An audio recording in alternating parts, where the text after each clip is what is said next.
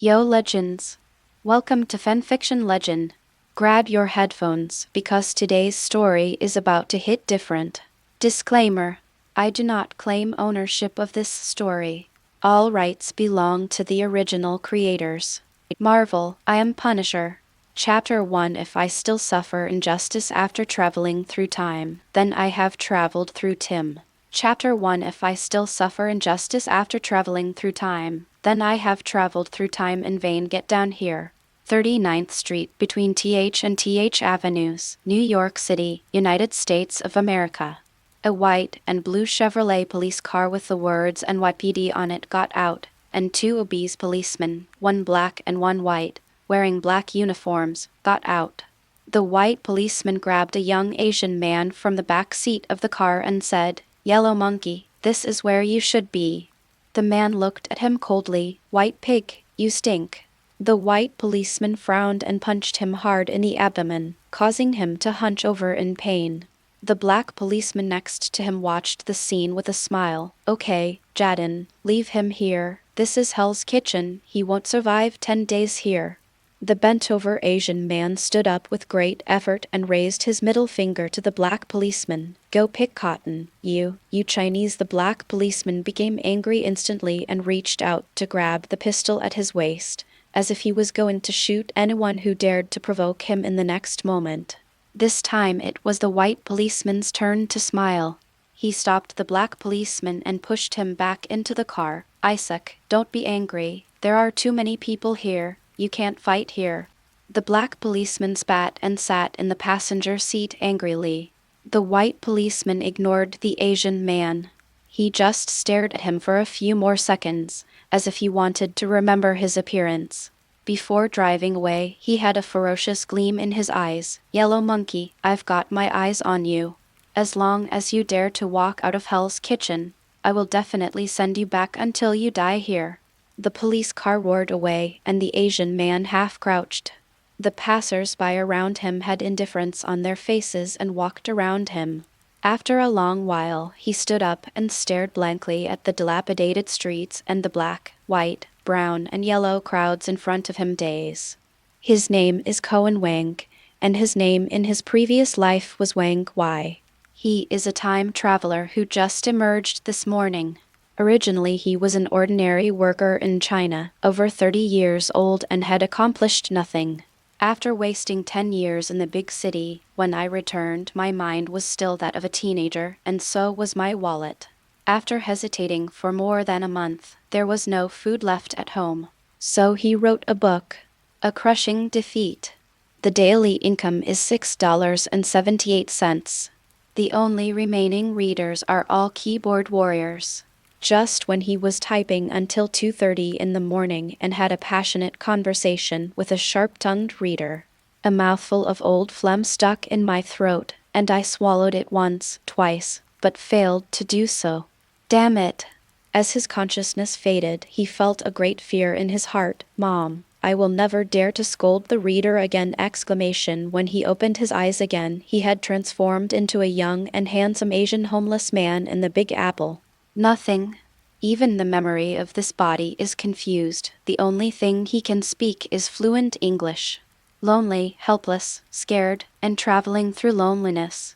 He just wanted to say in this situation, "Don't arrange for me to travel through time. Just bury me in the grave!" With nowhere to go and being young and handsome, he became a beautiful landscape on the streets of America. Since ancient times, beauties have brought disaster. His good looks soon got him into trouble. Several homeless people with ragged clothes and confused eyes approached him.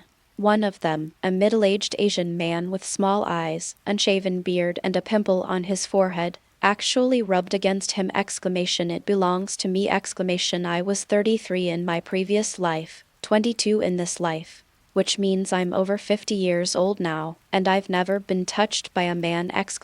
He immediately attacked with a barrage of punches, knocking the opponent so hard that he could not take care of himself. It was at this time that he met the two corrupt policemen. The people surrounding him scattered, and the man with the bump on his head lay stiffly with his eyes closed. Cohen knew that the United States was a police state with enormous power, so he wisely cooperated with them.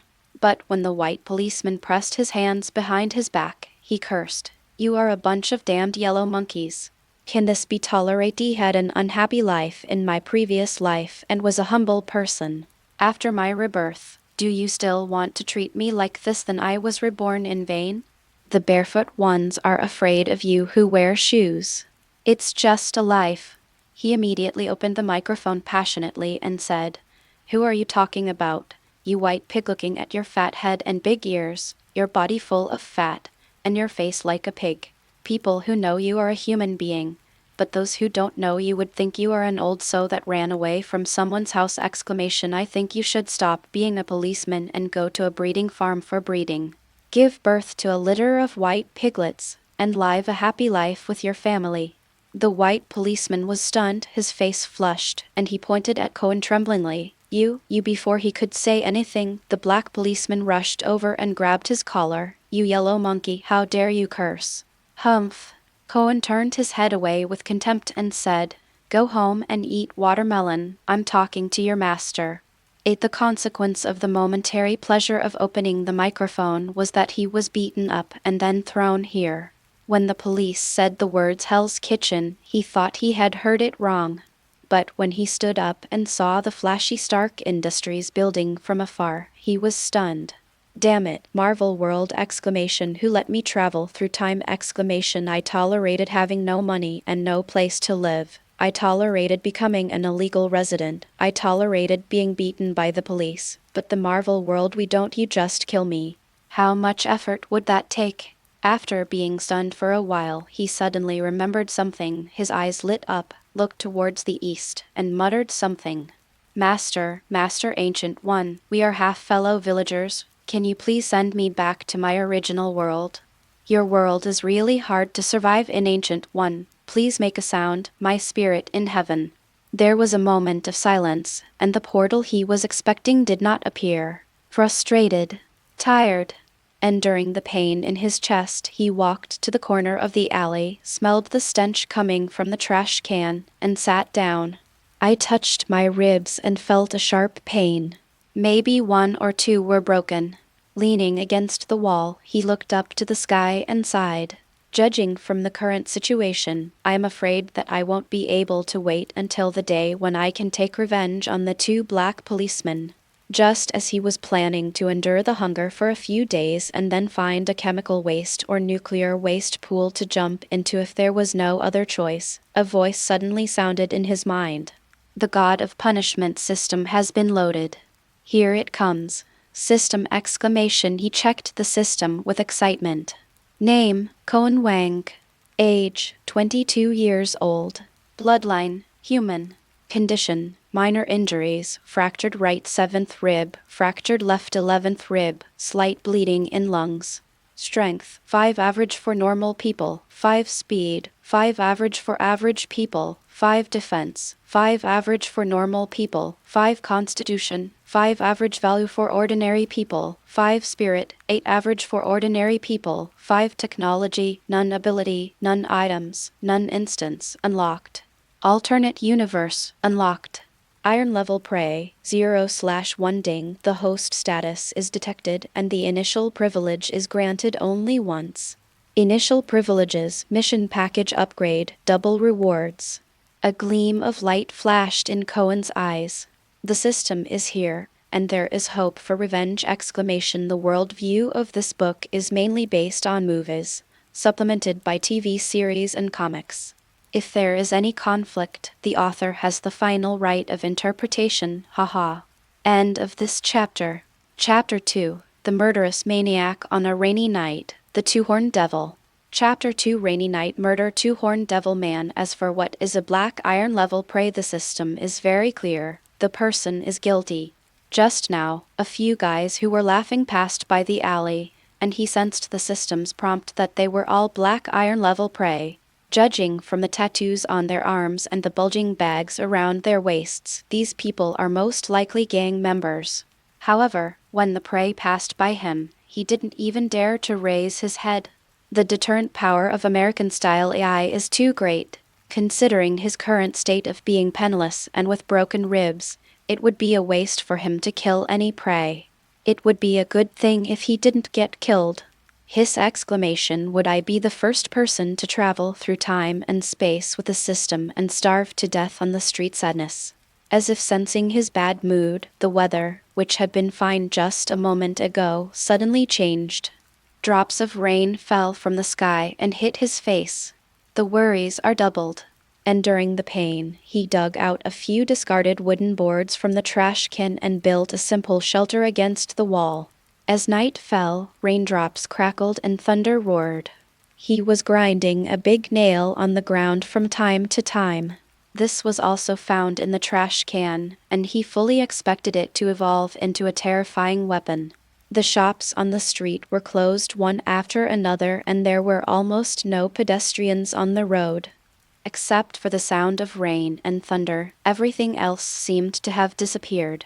Tuck, tuck, tuck. Suddenly, the sound of high heels hitting the ground was heard. It was the sound of running, hurried, panicked, and scared. What? There was a short, sharp scream, followed by the sound of a faint fight. "Let me in." A man's fierce voice. Then, Cohen saw a tall man restrain a woman in his arms, cover her mouth, and drag her into the alley. On a rainy night, the entire alley was pitch black, with only the faint light of a street lamp at the entrance. Cohen hid in the dark on the side of a dumpster deep in the alley.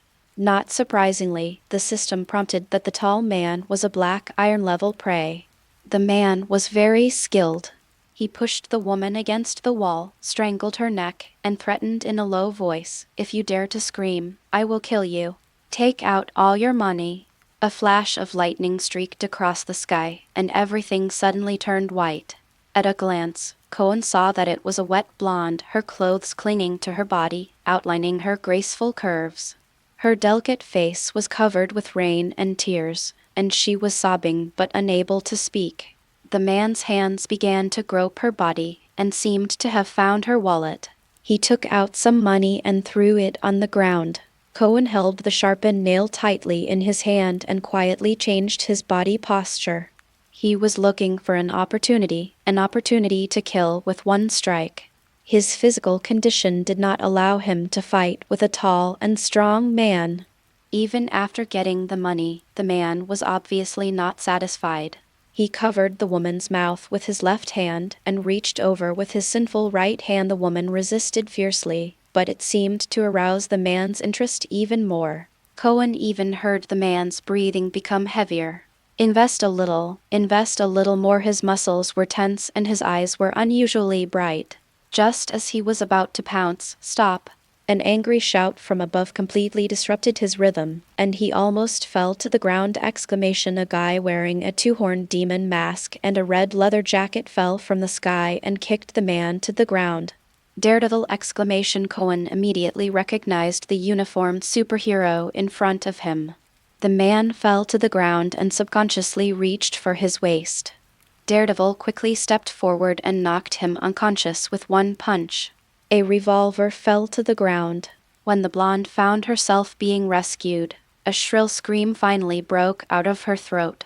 Maybe she was too frightened tonight, and she didn't even care about the person who saved her. She rushed out of the alley with her head in her hands and ran away.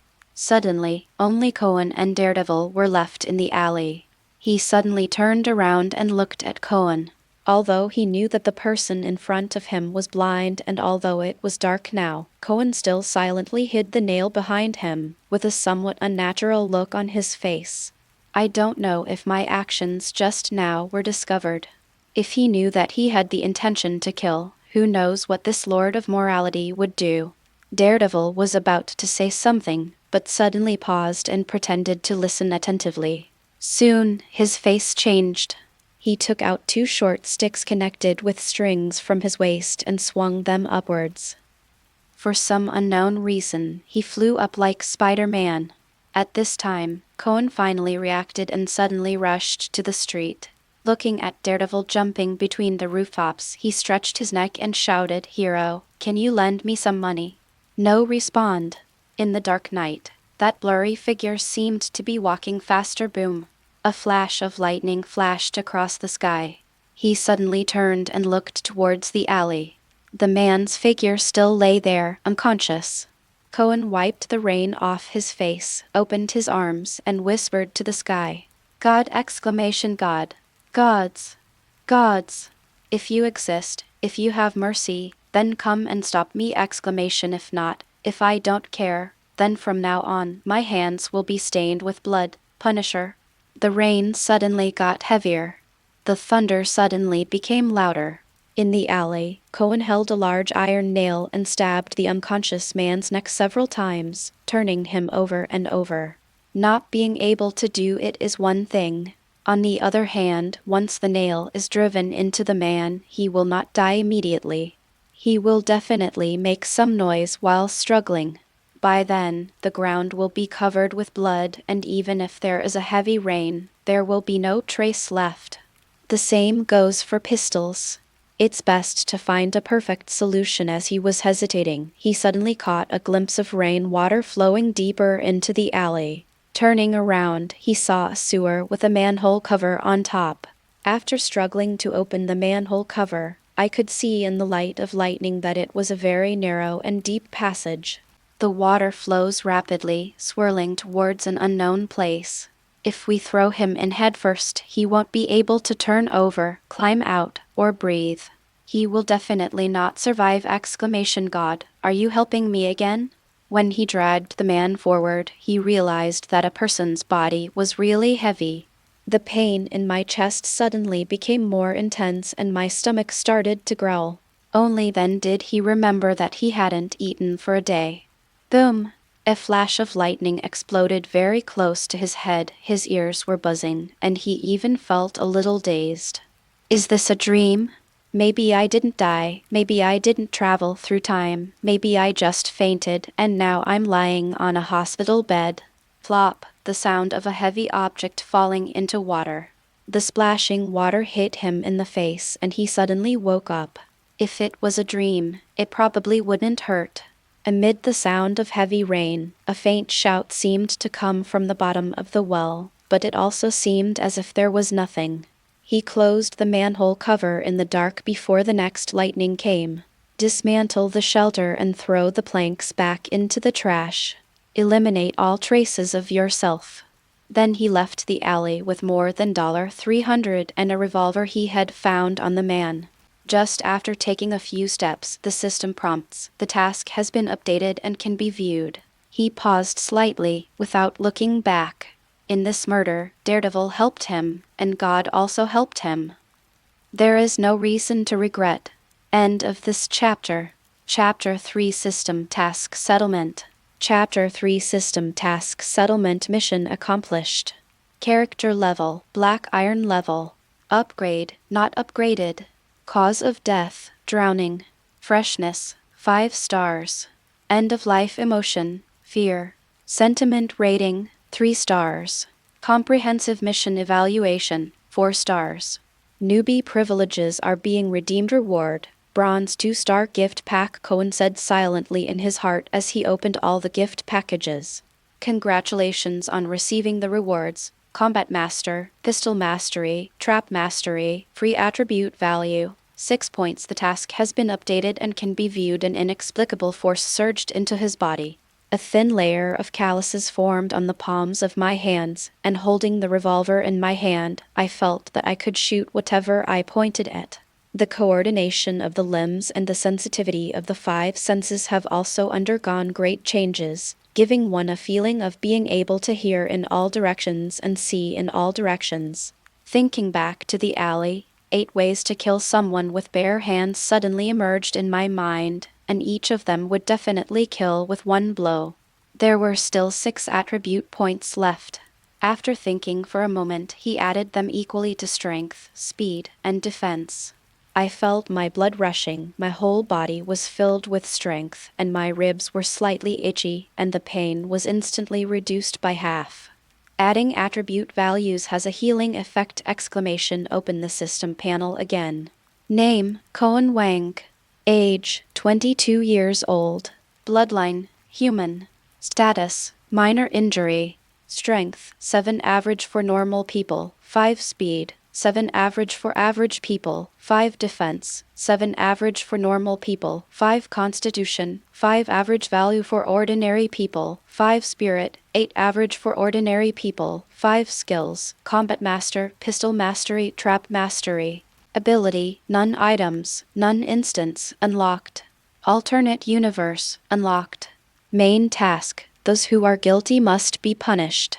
Iron level prey, 0/3 newest quest, bronze hunt. Bronze prey, 0/1 creed, kill to gain redemption. He was surprised to find that the black iron level missions still existed, but the number had increased to 3. The newly added task is to hunt a bronze level prey. I clenched my fists. In this world, I now have some power to protect myself. But it is far from enough. At the end of the street, Cohen stayed in a small, shabby hotel for $30. In a hotel of this level, no identification is required. Enter the room and fall asleep. He figured it out. Being in this world and in this place, you may die in the next second. Why think so much? Don't take life or death lightly. Just fight if you don't agree. How can you feel guilty? If there is any living person who dislikes me, just kill me. If there is any dead person who doesn't like me, we'll talk about it after I die and go to hell. The next day, I left the hotel, ate something to eat, and went straight to the newsstand. As a true Marvel fan in his previous life, he must first determine whether the values of this world are correct and whether the timeline is smooth enough. He noticed a lot of reports, the secret stories that Stark and 8 supermodels have to tell Senator Robert. Beware of a new race of people. Stark and I one night stand. New York Police Commissioner George talks about red vigilantes. Stark at the Gold Club. Although there are reports of some new human races, street vigilantes, gangs, and monster experiments, overall, this world is not much different from the movie universe. The most important thing is that Tony, the popular playboy, is still living a life of luxury in the Big Apple. It's too late. Everything is still too late. He instantly made a development plan. Work hard quietly and amaze everyone! When the time is ripe, we will rise up and unify the world for eternity. It's exciting just thinking about it. In addition, I have to find a chance to buy a plane ticket to Sokovia. I will catch the witch even if I die! I said, even Jesus can't change that. But the first priority now is to find a place to live. Go around to the side of the newsstand. He just noticed that there were many job openings, missing persons notices and the like posted here. I looked around, but didn't find anything suitable. I went back to the front of the newsstand and took out $20 and handed it over. I want to find a job nearby. Do you have any recommendations? The newsstand owner was a fat black man. He took the money with a smile and said, of course, as an Asian, I recommend you go to the Chinese restaurant on the next street. Room and board included. All you have to do is wash 3,000 dishes a day for $80. Cohen frowned. How many showers does a normal person take in a day? 600. Change it. Then go to the end of the street and find a young man named Jesse. You can help him distribute the goods. If you're lucky, you can make hundreds of dollars a day. Bulk cargo? What kind of cargo? Amphetamine. Cohen leaned back instantly, stared at the fat man, and observed him for a long time. Good boy. It's a good thing the system didn't tell you that you are a prey. Otherwise I would come back and kill you another day. Change another one. The big black fat man thought for a long time and said, ah. The Emma church next door is recruiting a substitute priest. Are you interested? Father? Emma church. A shabby and run-down church. It is a 2-story building, and the first floor is a small hall with 3 rows of seats on each side. At the front is the altar, a simple cross with a scribbled image of Jesus nailed to it. What's special is that there are 2 confession rooms on the left and right of the small hall, which shows that there are too many sins in Hell's Kitchen. The old priest Emma frowned at this moment, looking at the young Asian in front of him, and then at the certificate in his hand. You said you graduated from the Shaolin Seminary in China and interned in the Vatican for a year. Correct. Cohen looked serious. The newsstand owner not only provided him with recruitment information, but also introduced him to the fake ID processing business. Now he not only has a diploma from the seminary, but also a U.S. driver's license and an internship certificate provided by the Vatican. With a stamp exclamation, he remembered the big black fat man's introduction. Old Emma had been a priest all her life, and she had never been to the Holy City. Now that I am over 70 years old and have finally saved enough money, I would like to meet the Honorable Pope.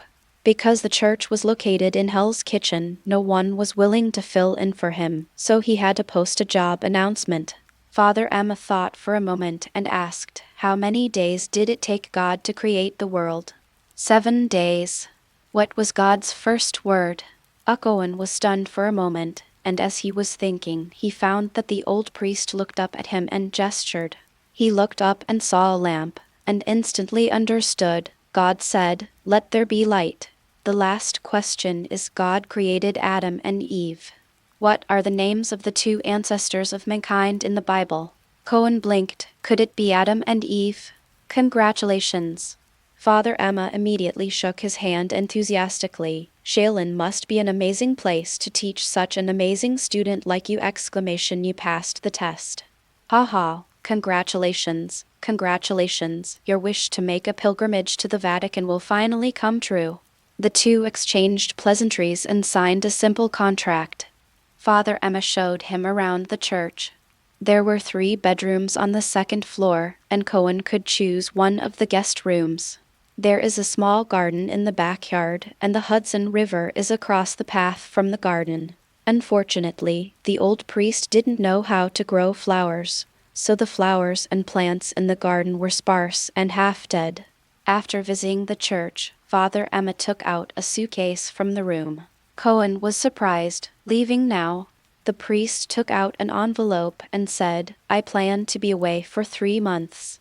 Here is the agency fee for the first month, $1,500. This is the limit of what I can afford.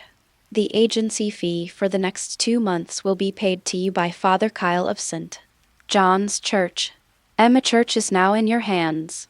Cohen took the envelope, and the old priest finally handed him a car key. I have an old pickup truck that I can lend you.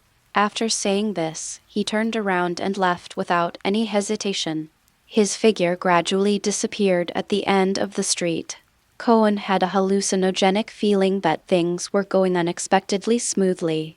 Just as he was about to close the church door, a black hand stopped him. Dear Father Emma, I'm here to see you again till the end of this chapter. Chapter 4. God blesses you during the day and sends you to see God at night. Chapter 4. God blesses you during the day and sends you to see God at night. The door was pushed open, and a few hoodlums with dreadlocks squeezed in. Seeing the young Cohen, the leader, Jin Fang, was slightly stunned. Where is the old priest? Cohen glanced at everyone and found that among the 5 people, 4 were black iron-level prey. The person is not good! He shook his head. Father Emma went on a pilgrimage to the Vatican and has not been here for some time. Do you have anything to do with him? Jin Fang frowned. Who are you? I'm the new acting priest. I'll be in charge of this place for the next 3 months. You are? Jin Fang shook his dreadlocks and said, Boy, we are the Flame Cripple Gang here. Has the old priest told you that the church should pay protection fees? Cohen was stunned. A bad feeling welled up in his heart, and he shook his head. I never said that. Jin Menya pointed his finger at his chest and said, Then let me tell you. The surrounding area is able to live a peaceful life now only because of the protection of our Flame Crips gang. We charge a little protection fee. Isn't that too much? Cohen hesitated to speak. How could the words quiet and peaceful be related to Hell's Kitchen? Pointed to the cross behind him and said, But I heard that the church seems to be protected by him. You don't understand this. Jin Fang shook his head and said, He fights demons, I fight bad guys, each doing his own thing. Without our Crips to take care of you, even Jesus can't protect your church. Cohen scratched his head and suddenly remembered the envelope in his arms. So he asked tentatively, How much is your monthly insurance premium? $5,000. Old dog. Cohen cursed in his heart instantly. I finally know why you ran so fast! Exclamation system. Are you asleep? Doesn't this old guy remind me that he is a prey? Everyone, I really don't know about this, and I don't have any cash prepared. How about you guys tomorrow? No, how about I give it to you the day after tomorrow? Jin Feng smiled, but drew the gun from his waist. What do you think? Cohen gritted his teeth. Although he was now a fighting master, it was still very risky to fight against 5 armed thugs. The enemy may not be able to hit the target accurately, but a random stray bullet can take his life. There is ample time. He took out the envelope and smiled again. Well, I suddenly remembered that I just happened to have $1,500 in cash. Please take it. Jin Menya put away his gun with a smile and patted his shoulder carelessly. That's right. Those who go against our flame cripple gang never have a good ending. Boy, I am very optimistic about you. Cohen smiled and said, since you have already collected the protection fee, where should I go to find you when I get into trouble? Golden Fang waved his hand casually. Go to the end of the street. Flame repair shop. Go slowly, everyone. May God bless you. Cohen politely saw them out. The 5 hooligans walked out of the church laughing. Someone laughed. Hey, I knew this yellow-skinned monkey wouldn't dare to resist. My gun is loaded. If he dares to move, I'll kill him. Ha ha, I'll have to come more often in the future, a young man said. Did you see his face? He was obviously very angry, but he had to smile, just like those Japanese people. Behind the few people, Cohen's anger suddenly rose up. You are Japanese, your whole family is Japanese. Damn it. Originally, since you were the only one not identified as prey by the system, I might have considered letting you go. Now you are finished. You are my prey! Exclamation. You must die. I said, even Jesus can't save you. Cohen took a deep breath, closed the door and said goodbye to the guests. The so-called Flame Crips is a small street gang of only a dozen people at the bottom of the gang world. They have no strict rules and regulations and management, so they can only do the lowest level jobs. Stealing, robbing, cheating, drug sales, etc. Most of the members are young hooligans from nearby neighborhoods. It cannot be compared with large gangs like the Mafia, Yamaguchi-Yumi, and Triads. But they are just as dangerous as ever, because these brainless guys really don't care about their lives. Late at night, 5 drunken figures came out of the repair shop. Not long after he walked away, an egg fell from the sky and hit Jin Fang on the head. He stood there in a daze. His companions saw the egg yolk on his face and all of them burst into laughter. Stop laughing, shut up. He was a little angry and embarrassed, and then looked around to search for the culprit. Boom! 2 more eggs, 3 more people were hit. They soon found a man in black clothes and a red devil mask at the entrance of the alley across the street. The man calmly gave them a middle finger and then disappeared into the dark alley. Several people were furious and rushed over without caring what was in the alley. They just rushed in.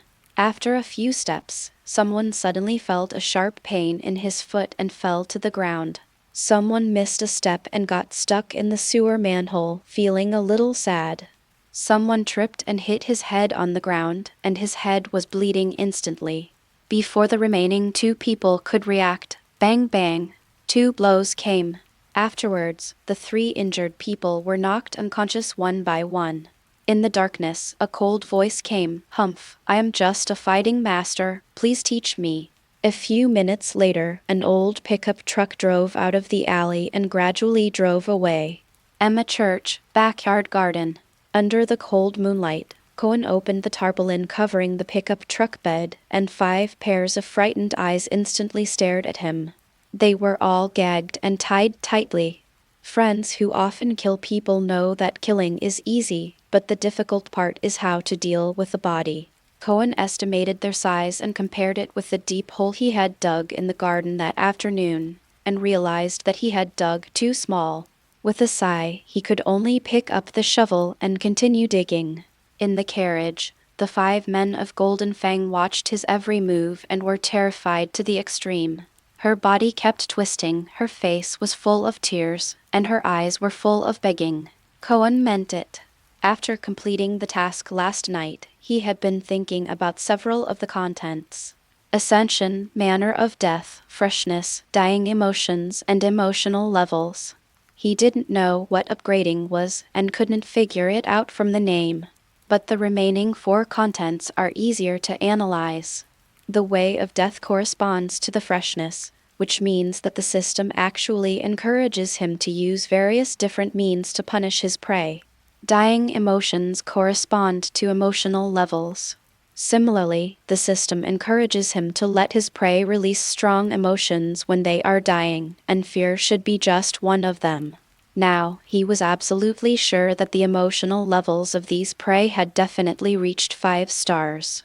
Next is the manner of death, buried alive. He threw the 5 men into the deep pit one by one.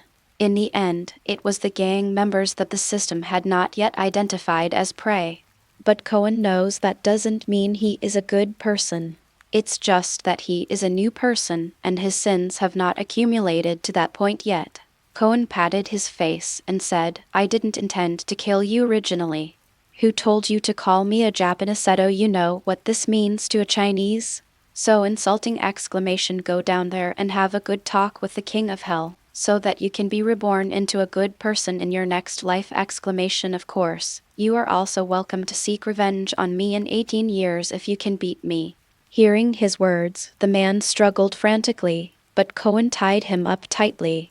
He was like a maggot in a cesspool and could not escape the fate of being no matter what. The 5 people were piled in a deep pit. Before burying them, Cohen smiled at Jin Fang and said, "Look, I told you that this place is protected by God, but you insist on stealing his business. I have no choice but to send you to see him in accordance with God's will. Remember to say hello for me, so that when I go to heaven he will remember my great deed." Russell Cohen had just shoveled 2 shovels of dirt when he heard someone knocking on the church door. Boom! He paused. Was he discovered? Impossible. I stuck the shovel into the ground, quietly went up to the 2nd floor, and looked down from the balcony. Fortunately, there was no police car in front of the door, only a tall and thin figure, knocking and howling, "Open the door, Father, open the door." Cohen wanted to ignore him, but if he let him shout, it would attract attention sooner or later. After making sure that the people in the pit cannot escape, "Open the front door." A bearded man reeking of alcohol rushed over. Cohen held him, but he let out a wow and vomited all over the floor like a fountain. Cohen wanted to kill him. The trap was already set, so he could just throw him into it. Perhaps sensing his murderous intent, the man burst into tears. "Father, I am miserable. I can't go home and I can't see my wife. Father, can God help me?" Cohen rolled his eyes. What a coincidence. I was about to send someone to see God, so I asked him to deliver a message for you. Or do you go meet him in person? Please add to collection. End of this chapter. Chapter 5 The Punisher and-039's Chairman. Chapter 5 The Punisher's Chairman. The man was dizzy and kept talking to Cohen. He was originally an intelligence analyst for the Department of Homeland Security and accidentally discovered a video of the U.S. military executing the enemy in Afghanistan. He keenly noticed that something was wrong in the video. The man who was executed clearly stated that he was a member of the Afghan National Police, but he was still killed without mercy. The man reported the situation, but ended up getting himself killed. He was executed by his colleagues in the Security Bureau on the bridge, shot in the chest and fell into the river. The man was crying and holding Cohen's thigh tightly. Cohen was speechless. "Brother, I'm killing someone. Can you please change the time?" But as he described it, Cohen suddenly felt that the story was familiar. The man survived by chance. But for the safety of himself and his family, he had to hide his identity. Relying on his super hacker skills, he has no worries about food and clothing, but he cannot reunite with his family. He knew that once he was exposed, he would face endless pursuit. In order to get revenge, he bought a large amount of electronic equipment and built a secret intelligence base, hoping to find out the truth behind why he was being hunted. But life with his right hand by his side was really hard. For several months, he could only keep an eye on his wife and children through surveillance videos. Finally, today he exploded in anger and got drunk, so he knocked on the door of the church, hoping to talk to God. Cohen's eyes flashed, and he asked tentatively, "What's your name?" David Lieberman. Sure enough, he is the chairman of the real Punisher, Frank, the man behind the boss. A super hacker, an operations commander, almost the man who was cuckolded by Frank. He missed his wife so much that he asked Frank to go visit her. But in front of the surveillance camera, the two of them tisk exclamation, "That old guy Frank is not honest exclamation, but even if we exclude his still charming wife, David is still a treasure." When Cohen went out to scout the area tonight, he discovered that killing someone is not difficult, but the difficult part is how to leave no traces. Especially when working in Hell's Kitchen, he not only has to guard against the enemy's counterattack, but also has to be wary of the two-horned demon man. If he were found out, he had no doubt Daredevil would have him thrown in jail. But it would be much better to have a super hacker, especially since he is a master at controlling drones and has a god's perspective, which is a great advantage for Cohen. The question is how to make him work for you. After thinking for a while, he slapped the man on the back of the head, and the chattering David fell to the ground instantly. Carry him upstairs to the guest room and continue the task of burying the body. Half an hour later, a system prompt finally came into my mind. Mission accomplished. Character level, black iron level. Upgrade, not upgraded. Method of death, buried alive. Freshness, 5 stars. End of life emotions, fear, regret. Emotional rating, 5 stars. Comprehensive task evaluation, 5 stars exclamation special rewards for 5-star reviews. Gift packages are being upgraded reward. Black Iron 5-star gift pack. Double luck open the gift bag. Congratulations on receiving the reward, night vision. This ability is very good. Vision is the greatest means of human perception of the world, and night vision will turn him into a beast in the dark. He was moved. It turned out that the system was encouraging him to kill people in various ways exclamation as long as you get a 5-star rating. The probability of getting good things in the gift package will greatly increase. Looking at the system again, the progress of the Black Iron level prey has reached 1/5. Chinese letter, Chinese letter, Chinese letter, Chinese letter, Chinese letter, Chinese letter, Chinese letter, Chinese letter, Chinese letter, Chinese letter, Chinese letter, Chinese letter, Chinese letter, Chinese letter, Chinese letter, Chinese letter, Chinese letter, 13579, Chinese letter, Chinese letter, Chinese letter, Chinese letter, Chinese letter. This means that if he wants to get a 5-star mission rating, the easiest way is to complete the first 1, 3, and 5 stages of each level of mission. When the number of people required increases, it is difficult to ensure that the quality of each killing reaches the 5-star standard unless it is a large-scale killing in one go. In this case, the first few tasks at each level need to be done with caution. Right now, he needs 4 more 5-star kills to get the second 5-star gift package. It seems that the matter with the Flame Cripple Gang is not over yet. Pain, it hurts. It hurts so much exclamation. David woke up from his sleep, sat up with his head covered, and looked around. Where was this place? He was shocked and hurried downstairs, only to find that this was actually a church. He patted his head, trying to recall what happened, but heard a voice, "Are you awake? Then come over." In the church backyard, Cohen, wearing a pair of rubber gloves, was fiddling with flowers and plants. Seeing David coming over with a confused look on his face, he smiled and said, "The previous priest was too busy to take care of these flowers and plants, so they all withered. I just fertilized them. Maybe in a few days they will bloom." David looked him up and down. He was wearing a black suit with a white Roman collar and a cross on his chest. He looks gentle and has a warm smile, but strangely, When facing this young Asian man, he actually had the illusion that he was facing a tiger. He only had this feeling when facing the top agents of the Security Bureau has a problem! As a super hacker and top intelligence analyst, he trusts his intuition very much. I must have been very drunk last night. He tried to cover himself up. Hello, father. My name is Frank, a fiction writer who has been having trouble thinking lately and has been drinking too much. At that time, I probably couldn't tell the difference between fiction and reality, and I may have said a lot of nonsense. Please don't mind it. I'm sorry. Cohen looked at him and smiled. David Lieberman, you don't have to hide yourself from me. David's face changed, and he tried to explain. My name is Frank. David Lieberman is a character in my novel. I must have been too involved in it. Your wife's name is Sarah Lieberman, and you have a son and a daughter, Zach and Leo. David's color changed instantly. His wife and children were his Achilles heel. He would never allow anyone to hurt them. He rushed over excitedly and grabbed Cohen by the collar. Who are you? Who are you? There was no pattern to his movements. Cohen punched him hard in the stomach, and the severe pain made him double over. He took David to the small hall, under the altar cross.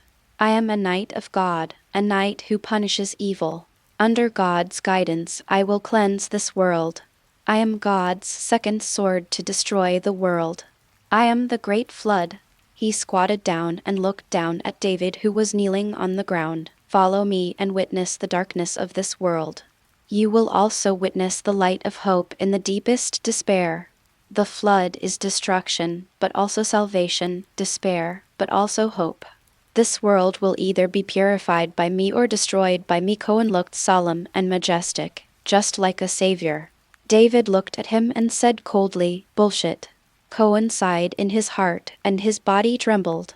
Why didn't anyone come to pay their respects? But he was not angry. He had a backup plan. Last night, I knew everything from God. David Lieberman, an intelligence analyst for the Department of Homeland Security, discovered the video documenting Cerberus in action. He was then shot dead in the street by Senior Agent Carson Wolf and fell into the river. What's dramatic is that the cell phone on your chest saved your life. After escaping death, you changed your identity and planned revenge. Am I right? David was slightly stunned. He didn't know that the code name of the video shooting operation was Cerberus. These are all what I said last night when I was drunk. Don't think I will believe you if you add any details to it. So do you have any plans to find Frank Castle and work with him now? David was stunned, because this thought was only in his mind and he didn't tell anyone. But he still shook his head. I don't believe you. Okay, then I'll tell you straight away. During the Afghan War, the CIA planted poppies and smuggled drugs in remote mountainous areas. They used the bodies of fallen American soldiers to transport drugs to the United States and made huge profits. The so-called Operation Cerberus was a cleansing and assassination mission they carried out in order to cover up the fact of drug trafficking. Wolf was one of them. The person behind all this is the current head of the CIA's Secret Operations Department. Agent Orange, William Rawlins. David stood there in a daze for a moment. So you're going to fight them, or do you think Frank Castle alone is enough? Do not be silly!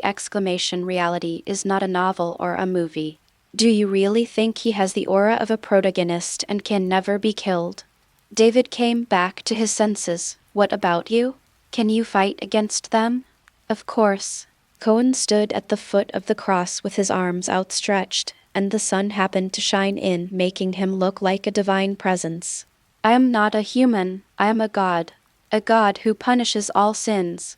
David, an atheist, lost focus. How is this possible? End of this chapter. Chapter 6, On a Dark and Windy Night, Killing People and Setting Fires. Chapter 6, On a Dark and Windy Night, Killing People and Setting Fires, a Night Without Stars. Under the thick dark clouds, the crimes of Hell's Kitchen continue to unfold. Inside the alley, a woman was cornered. The three knife-wielding robbers held flashlights in their hands, shining them so brightly that the woman couldn't open her eyes. She took out her wallet and begged for mercy in fear. All my money is here, let me go, please. He. When we've had enough fun, we'll definitely let you go. The three of them slowly approached. Just then, stop, let go of that girl. A man wearing a red leather jacket and a double-horned devil mask fell from the sky. Seeing him, the three little Karami panicked instantly. Daredevil. Run! Bang! Bang! Bang! With 3 simple and clean strikes, the 3 little Karami fell to the ground instantly. He said to the woman in the corner in a low, magnetic voice, "Call the police." Then he swung the short stick and flew into the sky. In the distance, Cohen was watching all this. Judging from his level as a fighting master, Daredevil's fighting skills should be similar to his. Even if it is stronger, it is still limited. However, his physical fitness is obviously better than mine, and judging by the system's attributes, it is likely to be above 10. Of course, his most powerful weapon is his nightmare radar. Just like Spider-Man's spider sense, the Night Stalker radar is simply a cheat that can greatly increase his reconnaissance ability, search ability, combat ability, and a series of other abilities. After solving the trouble, Daredevil left quickly, and David's voice came from the headphones. "Well, Knight, the person you are afraid of has gone away. You can start your mission now." Cohen rolled his eyes and headed towards the flame repair shop. "Who told you I'm afraid of him? It's just that God hasn't listed him as a target, so I don't want to conflict with him for the time being. Do you understand? If he crosses the line one day, I will definitely help him correct it." The lights in the street were dim. However, Cohen's night vision was so powerful that he felt that the deep darkness was no different from the daytime. He quickly arrived outside the flame repair shop. The people inside were probably asleep, and there was no light. David introduced in his headphones, "There is a bedroom on the east side of the first floor, and there are 2 people in it. There are 3 bedrooms on the second floor. Their eldest son, Jiro, lives in the northernmost one. There are 2 remaining bedrooms, one in the east and one in the west, and there are 3 more people. They are likely to be carrying firearms. According to my investigation during the day, there are at least 2 MP9 submachine guns and an M4. Are you sure you can handle it?" "Easy." There was a small yard in the repair shop with a wall more than 1 meter high. Cohen simply sprinted and easily crossed it. He did not go into the house immediately, but went to the switch box under the eaves and turned off the power. Then they easily came to the bedroom on the first floor. These gangsters had almost no vigilance. In the dirty and messy bedroom, 2 drunken black men were lying on one side and one side. He knocked them unconscious skillfully, gagged them skillfully, and tied them up tightly. On the second floor, the same procedure was followed for the east and west bedrooms. However, in the bedroom of their eldest brother Jello, there was a rope with a bell hung in front of the door, which was very thoughtful. Unfortunately, in addition to night vision, Cohen is also proficient in setting traps, so this method is too easy for him. Although the old door was locked, it could be easily opened with a few pieces of wire. Jiro was a burly man covered in tattoos. Cohen was disappointed when he saw him for the first time, because according to the system's judgment, he was also a black iron level prey, not the bronze level that Cohen had been thinking about waste. When the bad guys are bad, they are incompetent. There were 6 people in total, all tied up tightly, and then Cohen tied 6 nooses on the railing on the second floor, 1 for each person. They had ropes around their necks and were trembling as they looked at the unknown visitor wearing a devil mask, their hearts filled with fear. A voice came from Cohen's headphones, and David saw the scene through the drone. "What are you doing? Kill them and leave quickly. The longer you stay, the greater the chance of being discovered." "David, I don't kill for the sake of killing, I judge. Don't call me by my name, are you crazy? Don't get excited. There are only 2 of us and 6 dying people here. You won't be discovered. Do not. The key to the problem is not who is in front of you, but that you cannot call me by my real name during the operation. Call me by my code name." "Okay, then what's your code name?" How about Knight's right hand? That's not nice. Call me Tiger. Humph, that's even worse! Okay, I'm going to kill someone. I'll talk to you later. In front of him, 6 people instantly began to twist their bodies, making woo-woo sounds. He just talked so much nonsense, of course, not to waste words, but to allow the people in front of him to accumulate enough emotions. Looking at the people in front of him, he said in an ascending tone, "Everyone, the time is up! I am judging you on behalf of God. You have sinned and it is time to pay the price. I sentence you to die." After saying that, he pulled out the benches from under everyone's feet one by one. For a moment, dull groans filled the entire repair shop. A few minutes later, a prompt came from the system. "The task has been updated and can be viewed!" He did not open the system immediately, but instead took great pains to move the 6 people back to the room.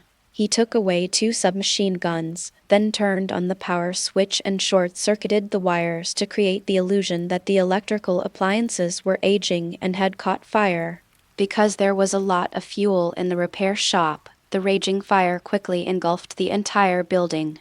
When the fire truck came roaring in, he had already returned to the church.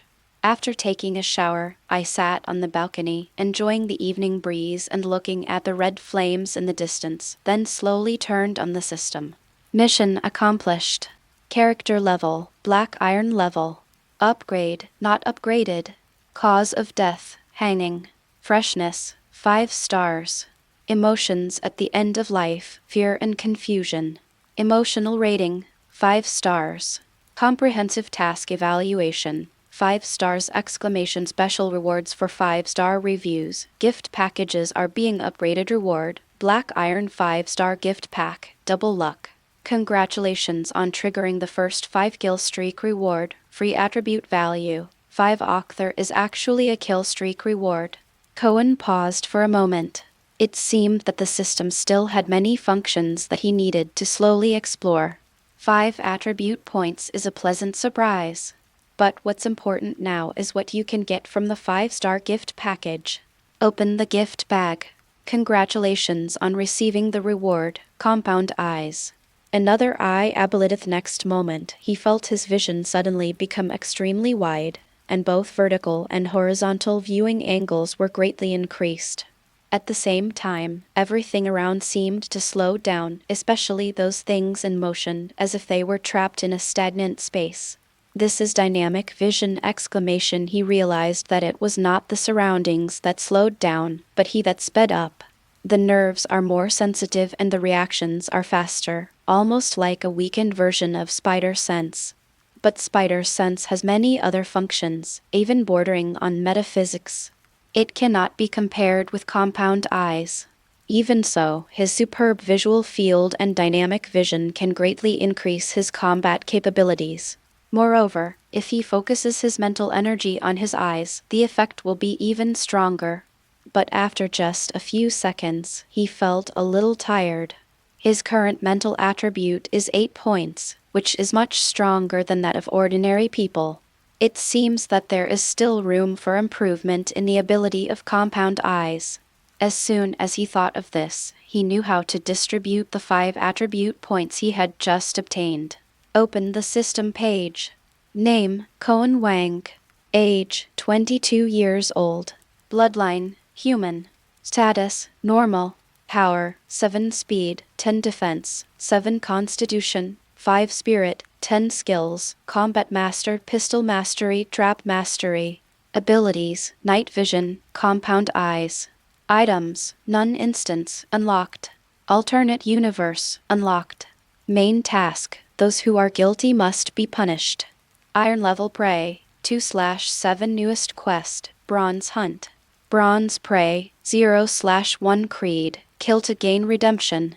2 points for spirit, 3 points for acceleration, and he also has a proficient skill with pistols which, combined with the compound eyes, allows him to kill people easily and quickly. He made up his mind to go for the gift pack route next, not caring about quality but only quantity! Hell's Kitchen is about to usher in a bloody storm. End of this chapter.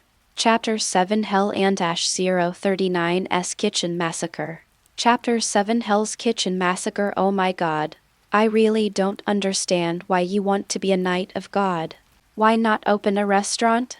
You will surely win over half of New York's diners. David shouted as he stuffed a large piece of braised pork into his mouth, not caring at all about the thick soup flowing onto his beard. He has moved to the guest room on the second floor. Humph, Cohen said proudly. I learned this from a chef in a hotel that was about to go bankrupt. This is real skill. With this kind of skills, can it still go bankrupt? Is your Chinese restaurant industry so competitive? Hey, Cohen sighed. Of course it's not because his cooking skills are not up to par, but because he adds technology and hard work to the food. Ah, David, who was eating with big mouthfuls of food, was stunned for a moment. Among these dishes Cohen rolled his eyes and said, why would I add those things to my own food? He originally added it to reduce costs, but unfortunately his customers found out and the business went bankrupt within a few days. That's good. David breathed a sigh of relief. How's the investigation going on with those two bad cops, Jaden and Isaac? David chewed his food and said, I hacked into the New York Police Department and found the two guys you mentioned. They are indeed corrupt police, and there seems to be a powerful mercenary behind them. But for now, I haven't found out the identity of this employer. I only found out that they may be related to a company. What company? What's it called? United Construction Company. That should be the name. Cohen was shocked. This name was very familiar, because it was the company of New York underground boss Kingpin. What a coincidence. David, I'll give you a name, Wilson Fisk. Make him your top priority. Report any situation to me immediately. David frowned. Wilson? Who is he? Don't you want to investigate the people behind the two corrupt policemen? Don't you try to trace it backwards from Wilson? David stopped all his movements, with a strange light in his eyes. Did God give you instructions again? Cohen curled his lips and said, Humph, stop asking about my relationship with God. To assist Cohen, David used his top hacking skills to hack into a number of cameras and the police department's communications system. Cohen was not satisfied yet, so he took advantage of the night to install a number of sensors and even cameras in many tricky corners of Hell's Kitchen. The goal is to have an alarm system that covers the entire Hell's Kitchen. Although it cost tens of thousands of dollars for David, a top hacker, it was just a drop in the bucket. After making all the preparations, he took action. It was a normal night in Hell's Kitchen. A Punisher dressed in black and wearing a devil mask officially appeared in everyone's sight. At the dock, a container was unloaded from the ship. Several masked men in black opened the door, revealing a dozen ragged women inside. There are Eastern European, Black, and Asian faces. The man in black raised the gun in his hand and shouted, Everyone come out. I will kill anyone who dares to shout. But behind them, a dark shadow appeared. Bang, bang, bang, bang. The gun went off, the shell fell to the ground and blood spurted out. The women's screams echoed through the night sky, and when they calmed down, there was no one in front of them. In the back kitchen of the pub, a few thugs were distributing drugs. They scrambled for more goods and even pulled out guns to confront each other. I want 2 kilos. Do you have that much money? Do you look down on our No. 16 blood gang? Suddenly, a dark shadow flashed past the window. Who? A group of people rushed out, but at some point, all the lights outside went out. In the darkness, they could not see anything. In an instant, a fire snake bloomed, and dense bullets from the submachine gun shot into their bodies. After one magazine was fired, a group of people were lying in a pool of blood. In a remote warehouse, 2 groups were conducting an arms deal. Haha, it's a pleasure working with you. Come to me next time if you need anything. I'll give you a 10% discount. Thank you in advance. You bought so many things. What do you want to do? Do you need help? Humph, you ask too many questions. Haha, then I won't ask. I'll give you the money and the goods. You just flap. Suddenly, all the lights in the warehouse went out. Assholes, you actually want to rob your fellow thieves. Kill them for me. Suddenly, gunfire broke out. No one noticed that there was a figure in the dark night, like an agile cheetah, calmly reaping every life. In just 3 days, the entire Hell's Kitchen was in a panic. In the past, good people didn't dare to appear on the streets of Hell's Kitchen at night. Now, bad guys don't dare to appear on the streets of Hell's Kitchen at night. NYPD. George Stacy, who had just been promoted to chief, was yelling at his police officers. Why haven't you found anything yet? It's been 3 whole days! Do you know how many people that demon face killed? 57! 3 days. 57 people. It is impossible for so many American soldiers in the Afghan battlefield to die in 3 days! This is a slap in the face to the NYPD. Someone muttered, but those who died were criminals and gang members. Who is speaking? George Stacy's eyes flashed with a terrifying light. I don't care whether the dead deserve to die or not, but they should be judged by the law, not some street vigilante! It was okay with a red suit before, but now killing people directly is too much. This is simply contempt for the police, contempt for the government, and contempt for the law! I don't care what means you use, just catch that devil face for me. Yes.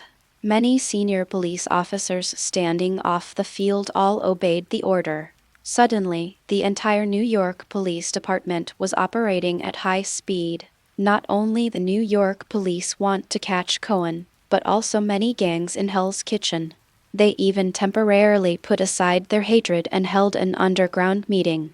Humph, if we let Devilface continue to do this, will we still be able to do business? Starting today, we jointly issue a killing order for the underworld! Anyone who can provide clues will be rewarded with $100,000, and anyone who can kill the demon face will be rewarded with $5 million.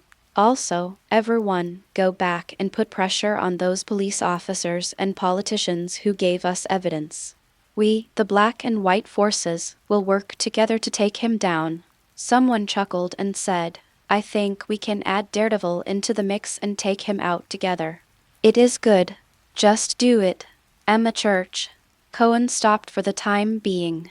He received several gift packs one after another and his strength increased a lot. In a flash, opened the system panel. Name, Cohen Wang. Age, 22 years old. Bloodline, human. Status, normal.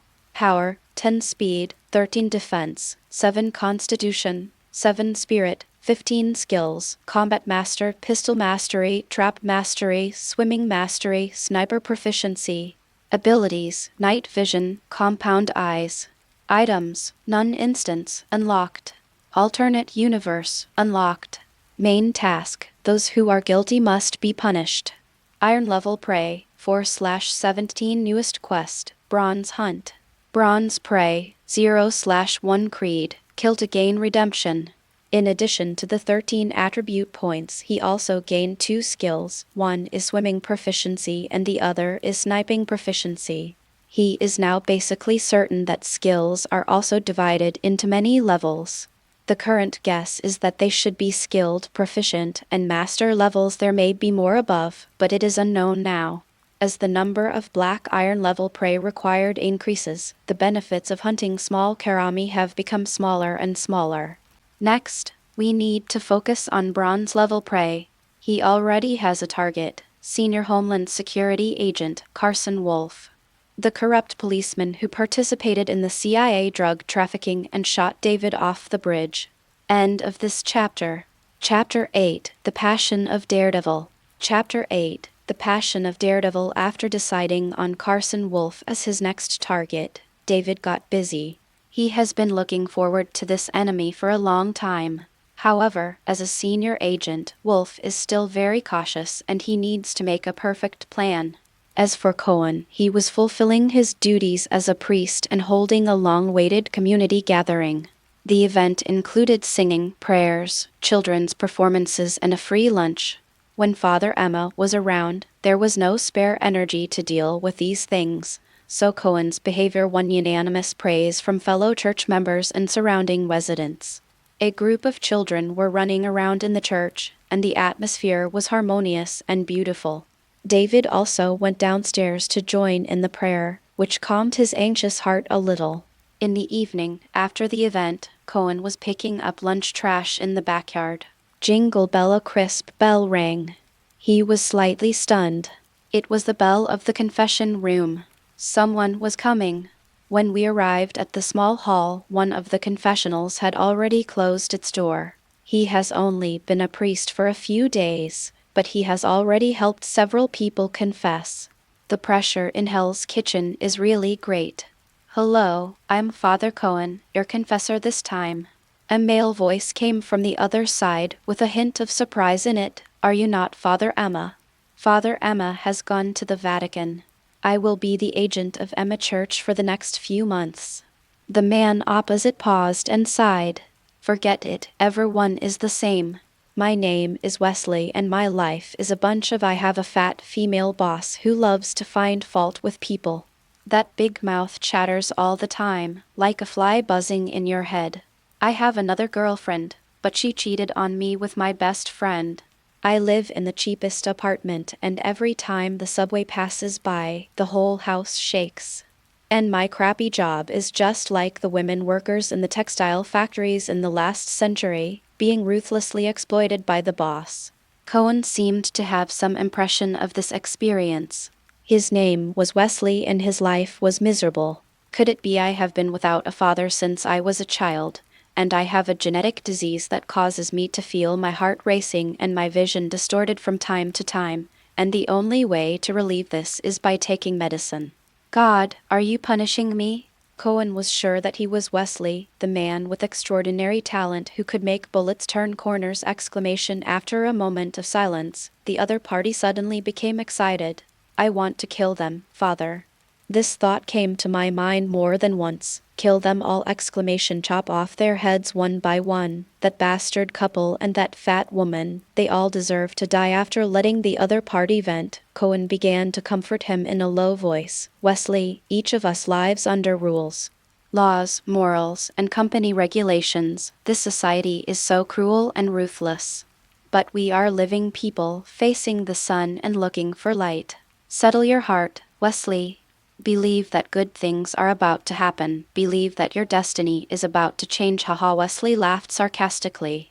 Cohen didn't mind. Wesley, do you believe in God? Okay. God has given me instructions that your destiny is about to change. But I want to remind you to be careful in your choice. If you feel lost, please come here and God will guide you. The other party was silent for a long time, as if digesting these words. Father, God already knows everything.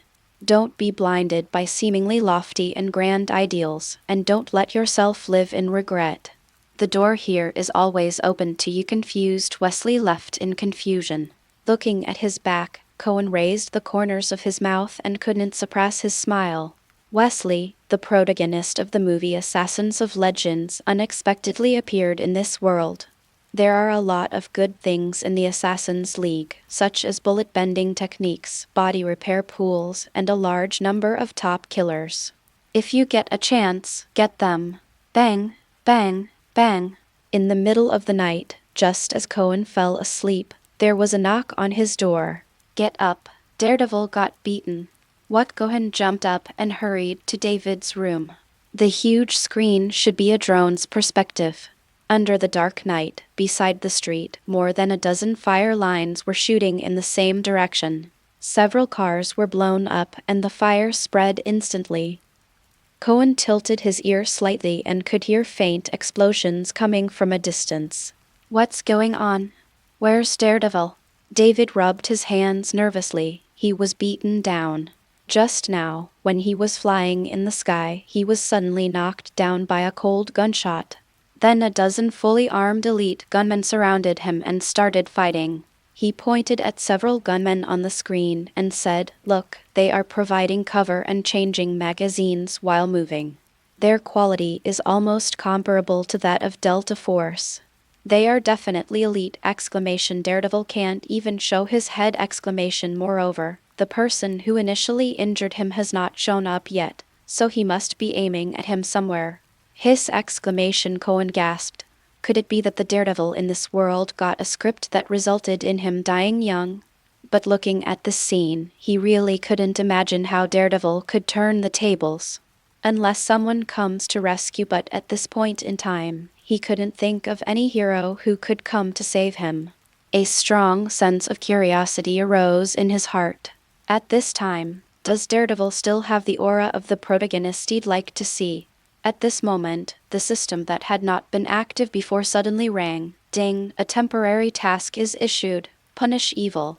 Mission content. It is better to prevent it in advance than to punish it after the fact. Kill the team hunting Daredevil. Mission time limit. Before Daredevil's death or after the murderer's death. Mission rewards. Reward packages will be given based on the completion status. I am Cal. Cohen's eyes widened instantly. Damn it. I became Daredevil's NPC exclamation. After thinking for a few seconds, I decided to save him for the sake of the system reward. He immediately ordered David, raise the drone and find the sniper. David was shocked. What are you going to do? God told me that Daredevil is a good man and cannot be allowed to die. What? God is a saintly. David blurted out the words, only realizing something was wrong after they were out of his mouth. He glanced at Cohen secretly. This was blasphemous. Would this so-called knight not kill him? Cohen glanced at him and said, the Virgin Mary is the mother of Jesus, the woman of God. Don't be a understand? Cough, cough. David swallowed and said, yes, I understand. Even though he usually acts like he's not afraid of Cohen, deep down he already treats him as a murderer. After all, Cohen, who he knew, had killed dozens of people, let alone those he didn't know. After changing into black clothes and putting on a demon mask, Cohen quickly approached the battlefield. However, he did not rush into the battle, but waited for the news in the headset. Seeing several more cars being blown up, a flower of blood burst out of Daredevil's body. After rolling into an empty house, David's voice finally rang out. Sniper spotted. He's 15 degrees southeast of you. He spotted the drone. Damn it. He's attacking the drone. David's exasperated voice came from the communicator. Damn it, Night. The drone has been shot down. A few seconds ago, when David shouted that the drone was under attack, Cohen had already rushed out.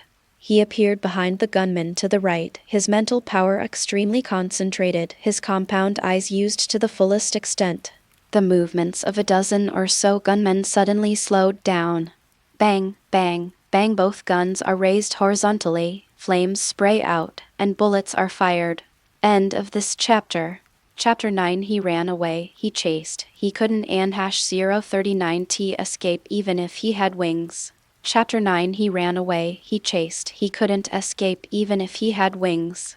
2 Glock 17 pistols. 38 rounds of bullets were emptied in an instant. Most of the dozen gunmen were knocked down immediately. The remaining few people looked back and saw a demon mask flash by in the darkness.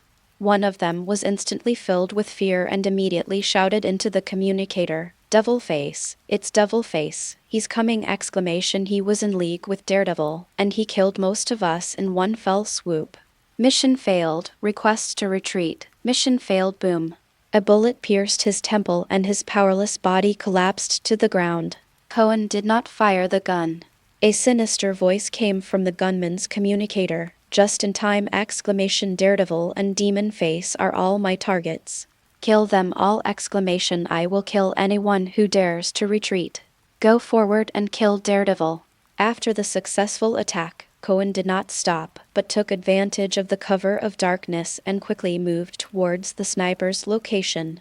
He was familiar with the terrain of Hell's Kitchen and would never expose himself to anyone.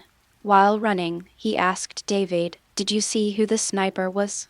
He was wearing a black uniform with white stripes and his face could not be seen. The only special thing is that there is a bullseye mark on the forehead mask.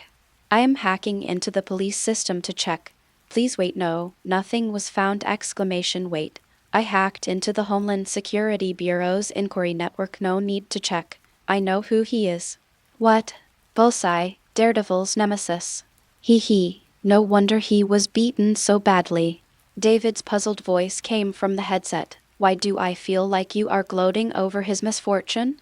If you hate him, why do you save him? No, I don't hate him, I just don't like him. He was a good man with great moral character, but it was his code of conduct that I always despised. Idealistic, innocent, and even a little simple. He wanted to change this dirty world, but he was unwilling to even get his hands stained with blood. He didn't want to be awakened by nightmares in the middle of the night, nor did he want to go to the 18 levels of hell after death, so he was doomed to fail! On this point. I even somewhat agree with Jin Bing's philosophy that only blood and death can create order, even if it is a dark order. The person on the other end of the headset was stunned for a long time. To be honest, you are not a knight of God, but a spokesperson for the devil, right? Haha, it's just a thought. Is the second drone in place? It was already healed, but the distance was too far, so I could only see him and couldn't see his movements clearly enough. With David's guidance, Cohen quickly approached the floor where Bullseye was. He went upstairs quietly and rushed out of the rooftop door. The pistol sprayed flames, and a dozen bullets were fired mercilessly at the prone figure. Bang, bang, bang. As he watched the bullet hit, he instantly realized something was wrong. There was no blood. He. You didn't think I didn't notice that sneaky drone? Before he could finish his words, several bullets flew towards Cohen. He glared, and everything around him slowed down again. He dodged and escaped back to the rooftop door through which he had come out. Target I, who was naked except for his underwear, was stunned for a moment. Wow, what a quick reaction. Cohen touched the bloody marks on his face from the bullets and cursed. Guys with a little fame are really hard to kill. David, what happened? The person lying on the rooftop was a uniform, and you didn't even notice it. David was also shocked and broke out in a cold sweat. How did he find the drone? We're so far away, of course I can't tell whether it's real or fake. Watch out, he's coming in. Cohen frowned and asked, come in? Okay, I'll beat you to death! Bullseye just flashed into the rooftop door. Cohen raised his gun and fired. Bullseye fired back, but there were too many corners in the stairwell, and both of them were unsuccessful. When Bullseye was reloading, Cohen suddenly rushed and knocked the gun out of his hand, and then a set of military boxing, punching each one to the flesh. Bullseye was caught off guard. He never expected that Demon Face was also a fighting master whose close combat ability was no less than Daredevil! Fortunately, his strength was not weak. After being hit by a sneak attack and getting a black eye, he reacted quickly and fought Cohen on equal terms. The scene was at a stalemate for a while. Cohen gritted his teeth, held up his exhausted spirit, concentrated again, and instantly delivered 3 critical punches. Bullseye's body was bent down by the blow, and Cohen took this opportunity to tackle him and throw him directly down the stairwell, knocking him unconscious. Bullseye was overwhelmed by pain and lay on the ground groaning. Take advantage of his illness to kill him. The one in front of me is a bronze-level prey. Picking up the pistol and pressing it against his forehead, Cohen hesitated. There was no fear in the other person's eyes at all. It would be a big loss if the first bronze-level prey didn't get a 5-star rating. In the past few days, he has deeply felt the huge gap between non-5-star gift packages and 5-star gift packages. One is powerful night vision, compound eyes, and other abilities. The other is just 3 or 4 attribute values, and you need extreme luck to unlock mastery-level skills. Bullseye spat out a mouthful of bloody saliva. Hey, devil face, you are lucky this time. If there is a next time, I will definitely kill you. With that piece of Daredevil before he could finish his words, Cohen grabbed him by the neck, dragged him to the rooftop, and left him half hanging on the edge of the balcony. The ground was dozens of meters below, but there was still not much fear in Bullseye's eyes. He even noticed the hesitation in Cohen's eyes and was puzzled. What are you waiting for? Why aren't you afraid? Cohen's eyes turned. Rip. He tore the last pair of underwear on Bullseye's body and said, Are you afraid of dying like this? Bullseye's eyes widened instantly, and there was finally a hint of fear in his voice. What are you going to do? Your fear is not enough. Cohen waved his hand toward the sky. Drone, record him, and after he dies, project the video onto the screens in Times Square in New York City and play it on a loop. You can kill me, but you can't insult me. I won't die.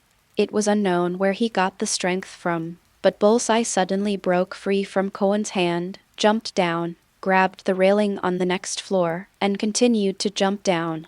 Cohen was delighted to see his awkward movements.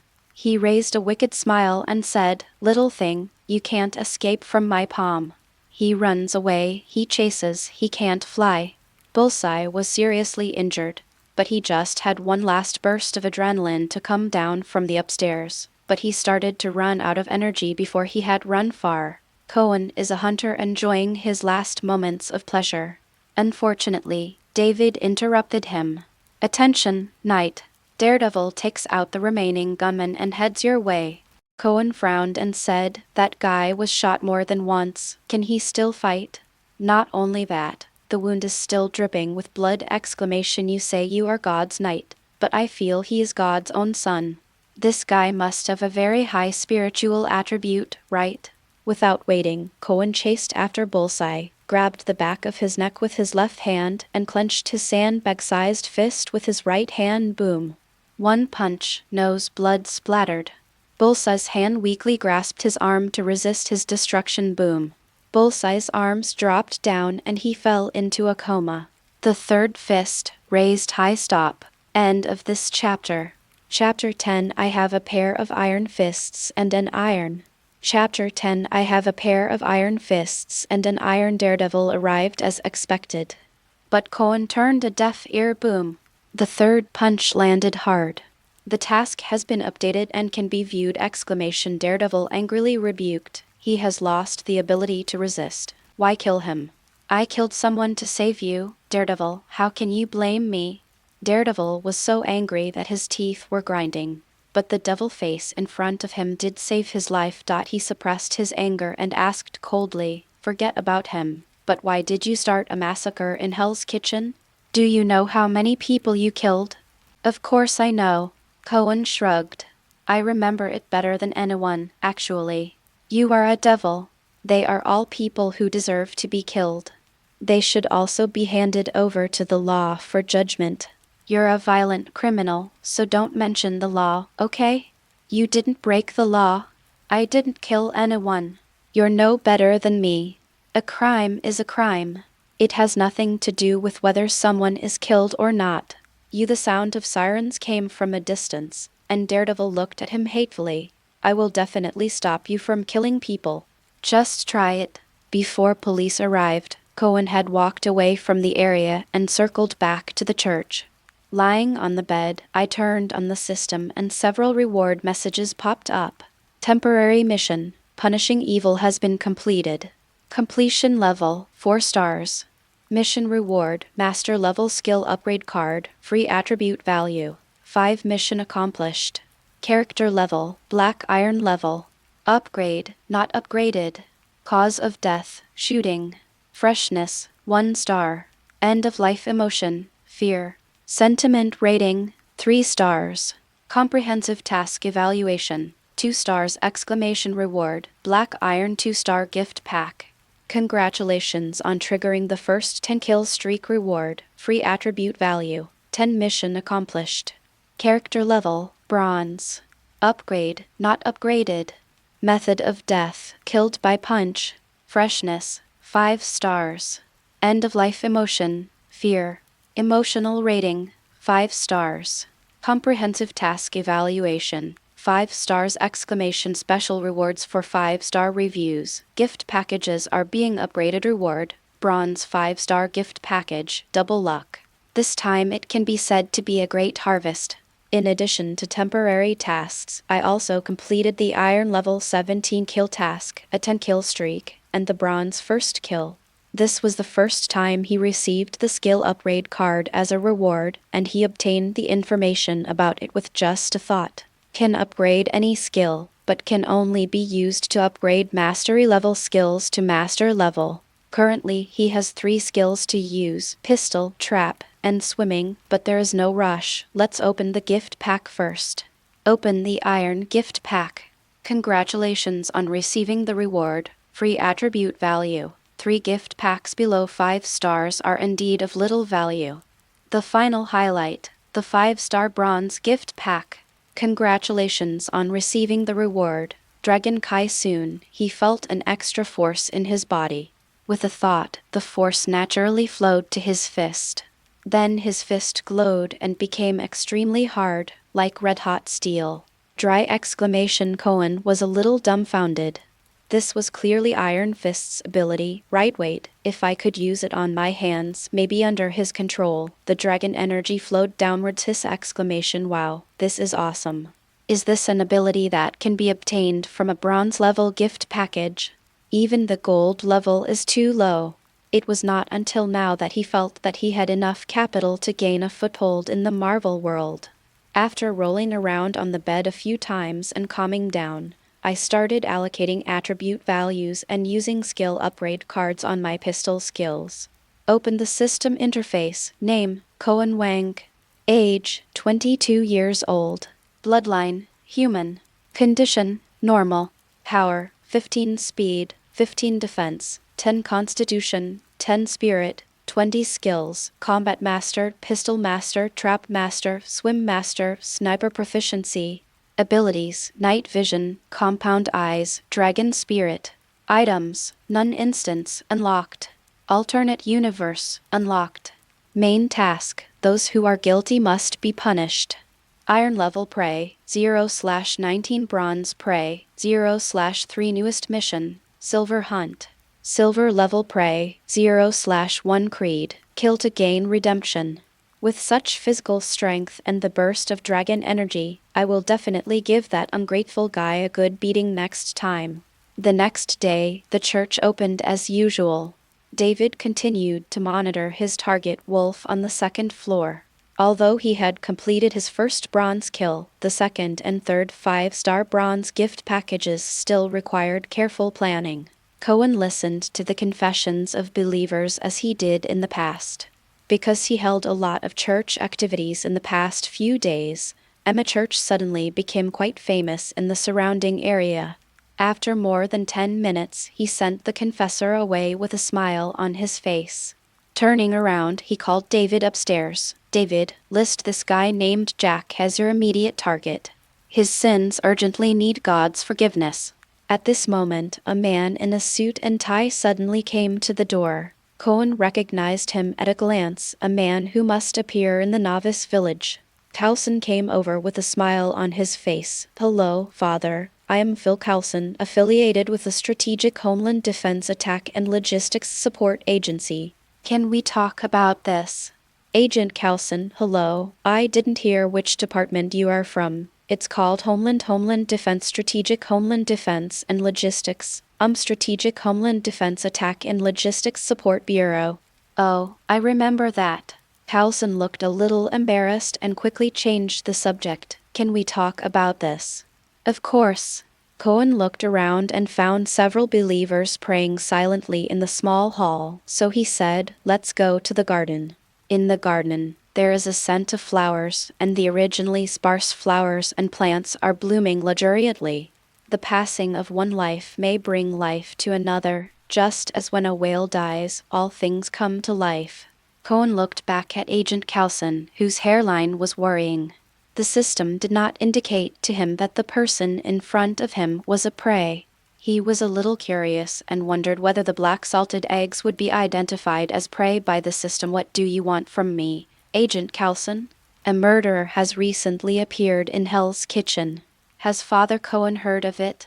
Certainly! You mean the Daredevil in the red leather jacket and the double-horned devil hat?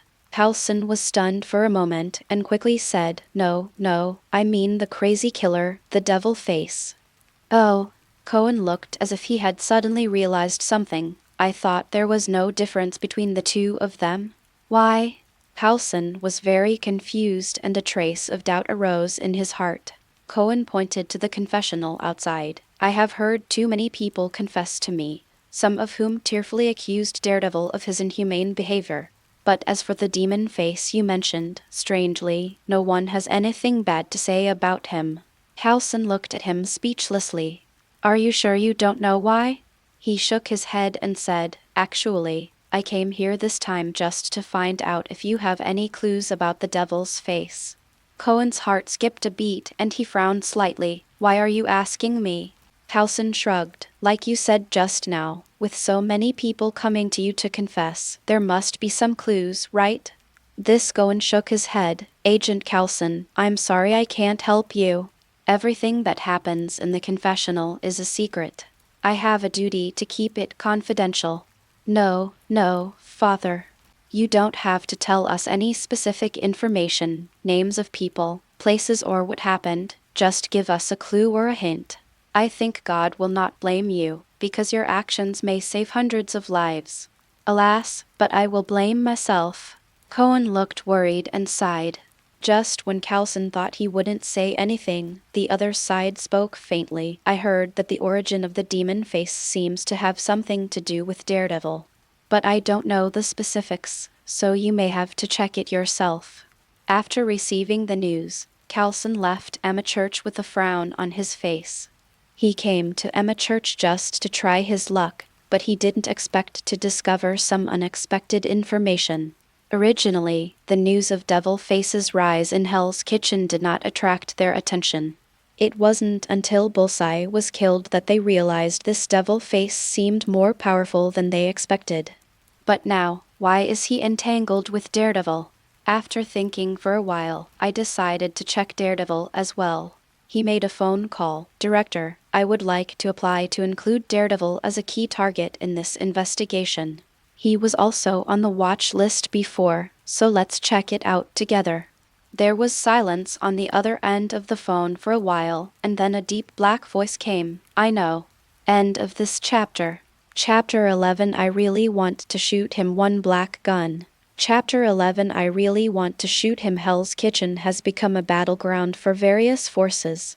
In plain sight, the streets were almost entirely filled with police cars, roaring in and roaring out.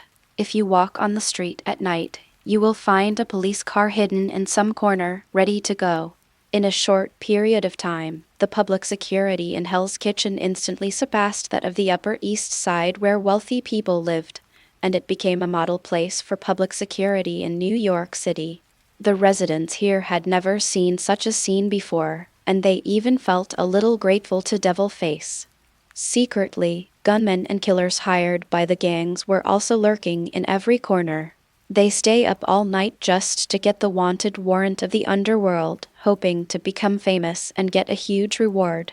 Even the agents of SHIELD have moved in.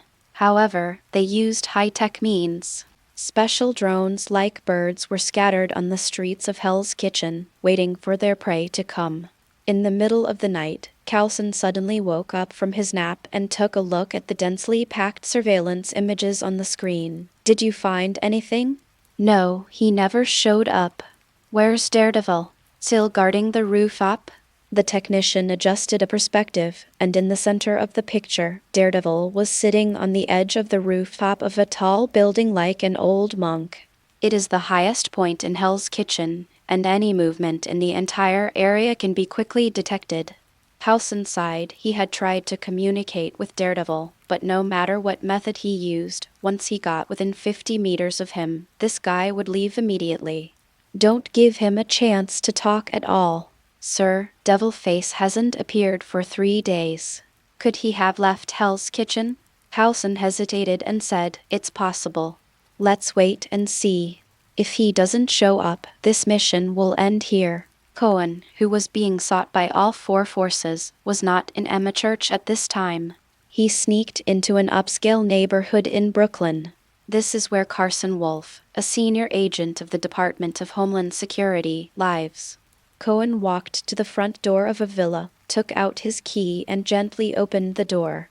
David monitored Wolf for more than a month and even hacked into the alarm cameras in his home. Photos of his house keys appeared many times in the video.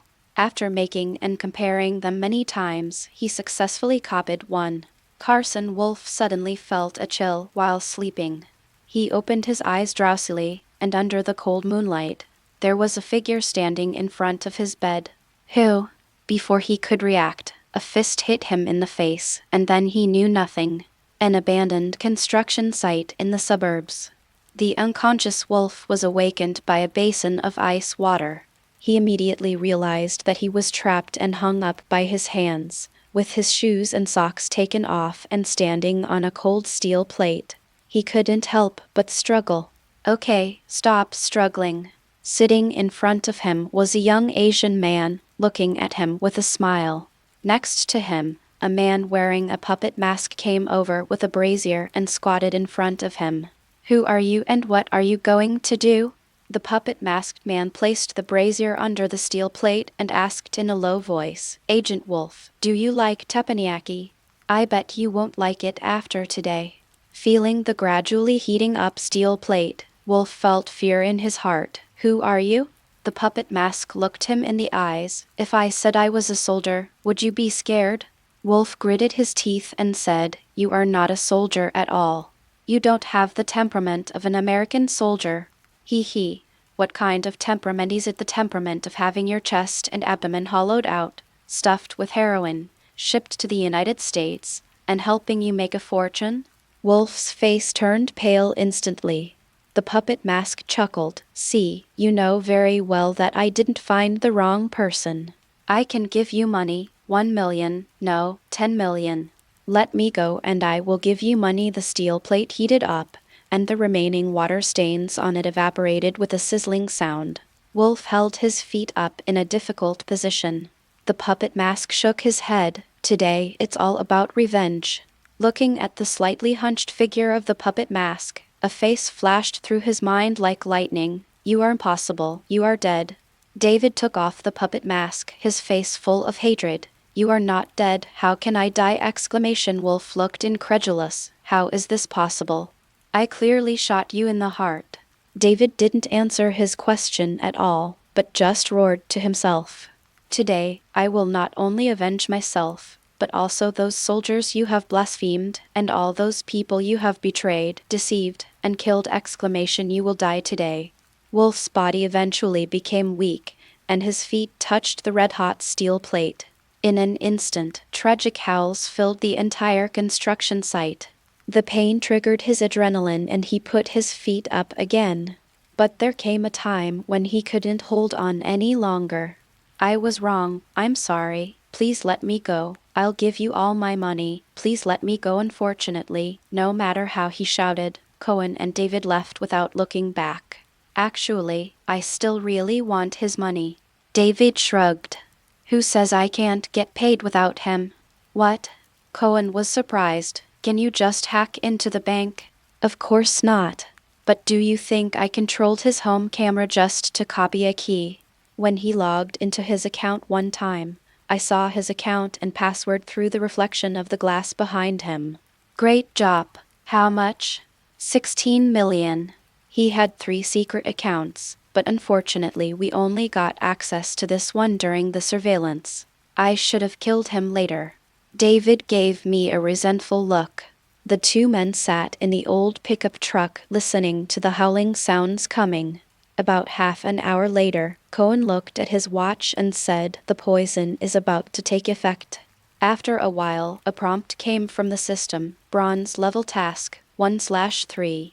The way back was not easy because they needed to avoid forces from all sides, so they could only take a detour slowly under David's command. Cohen saw Daredevil's back from a distance and spat. Bah, bastard, I really want to shoot him. David was operating his mobile phone all the time. His mobile phone was connected to the equipment in the church and could be controlled remotely. Hey, I have good news. I found evidence of the crimes committed by those 2 corrupt policemen. In addition, they accidentally discovered some information about their boss, the guy named Wilson. He seems to have become more refined recently and often goes to a gallery. Gallery?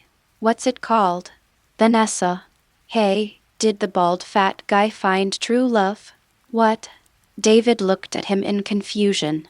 Please keep an eye on this gallery for me. Why?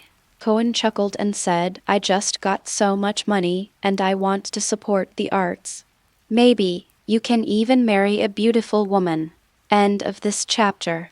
Chapter 12 Bald Donkey, How Dare You Steal My Woman? Chapter 12 Bald Donkey, How Dare You Steal My Woman? Vanessa Gallery. Wilson Fisk, aka Kingpin, stands in front of a painting filled entirely with white paint. Vanessa Mariana walked up behind him. There used to be a joke among children, picking up a blank piece of paper and asking, "What is this?" Jin didn't say anything. Vanessa smiled and said, "It's the bunny in the snowstorm." She looked at the man in front of her who was admiring her painting, and a sense of curiosity arose in her heart. So she continued to ask, "How does it make you feel?" Jin Bing turned around, his lips moved slightly, and he was about to answer when a deep and magnetic voice suddenly sounded behind him. Loneliness. It makes me feel boundless loneliness. He paused, holding back what he wanted to say. He turned around and his expression changed. Dressed in black and wearing a demon mask on his face, Kingpin quickly regained his composure.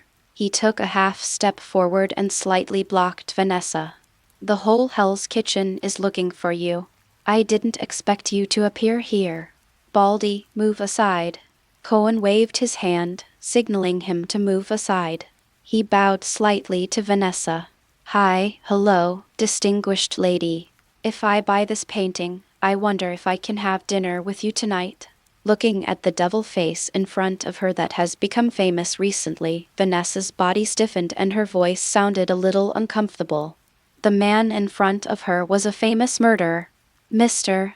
Devil Face, if you like, I can give you the painting. Hey hey. Cohen smiled and took a step forward. Actually, I never understood anything about art. I just thought that since the artist was so beautiful, the painting must be beautiful too. A big question mark popped up in Vanessa's heart. Could this guy be trying to pick me up? God, he wouldn't eat people, would he, after being ignored for a long time? Jin Bing finally couldn't stand it anymore. He took a step forward and said, Mr. Devil Face, I've always wanted to be friends with you. How about we have dinner together today? Cohen looked him up and down and said, Bald Donkey, what good food can I have for you? A cruel smile appeared on Jin Bing's lips and eyes. I have wanted to meet you for a long time. Can you give me a chance? Maybe we can work together. Cohen said with a smile in his voice. You are a gangster who sells drugs, smuggles people, kills and burns people, kidnaps and people, and forces women into prostitution. What good deal can I have with you? Jin Bing's face instantly turned pale, and he lowered his voice to say in a hoarse voice, Do you know what you are doing? You are playing with fire. Cohen narrowed his eyes and said indifferently, Really? Why do I feel like I'm playing with you? You wanna die? The enraged Kingpin punched at him, and Cohen stretched out his hand to block it, but a huge force came at him, and even with his 15 points of strength, he couldn't stop it. He had to take a few steps back to absorb the force. However, with the help of speed, I can still deal with him. The two men fought, and the wind howled, but they restrained themselves from causing damage to the gallery. Cohen sighed in his heart. It seems that killing Jin Bing, a silver-level target, is not that easy. As expected, he is a guy who can fight Spider-Man back and forth. Apart from his brain, muscles are probably the only thing left on his body. Kingpin attacked continuously, and Cohen mainly dodged, shouting, Oh oh oh. The gangster finally showed his true colors. Seeing you in a suit and tie, I thought you were a decent person, but it turns out you are also a criminal in the underworld. Taking the time to look at Vanessa, who was horrified, Cohen took a few steps back and distanced himself from Kingpin. Since I'm not welcome here, I will come back another day. Miss Vanessa, I hope you can agree to have dinner with me next time. Jin Bing knew that he couldn't do anything to the other party, so he could only let him leave. Looking at his back, the anger in his heart had reached its peak. Trying hard to calm himself, he wanted to apologize to Vanessa, but as soon as he turned around, Vanessa avoided his gaze as if she had been electrocuted. His heart suddenly turned cold. He wanted to say something but stopped, and finally left in silence. Blowing in the night breeze, Cohen was in a good mood. He was honored to witness the love of the Emperor of the Underworld! This night was worth the trip. The news of Devil Face's return was quickly discovered by various forces, and they gathered in the gallery in an instant. When they arrived, Cohen and Kingpin had already left. The police, gangster, gunmen, and killers gradually dispersed. But Kingpin undoubtedly attracted the attention of Shield and Daredevil. The next morning, regardless of the situation outside, Cohen led a few devout believers to pray, and David also mixed in. This is his latest way of relieving stress. A little boy of about 12 or 13 ran in hurriedly. As soon as he came in, he grabbed Cohen's hand tightly and said, "Father, it's bad. My neighbor's sister is possessed by a demon." Everyone opened their eyes in surprise and gathered around. The sister next door went out last night and came back this morning, and she locked herself in the house. At first I thought she was too tired, but she suddenly let out a horrible howl, veins popped out all over her body, and she struggled on the bed. David frowned. "She lives next door to you. How do you know so much?" "I saw it through the hole in the wall. We often talked through the hole in the wall. She must be possessed by a demon. Please save her, Father." This believer recognized him and said, "Don't panic, Danny.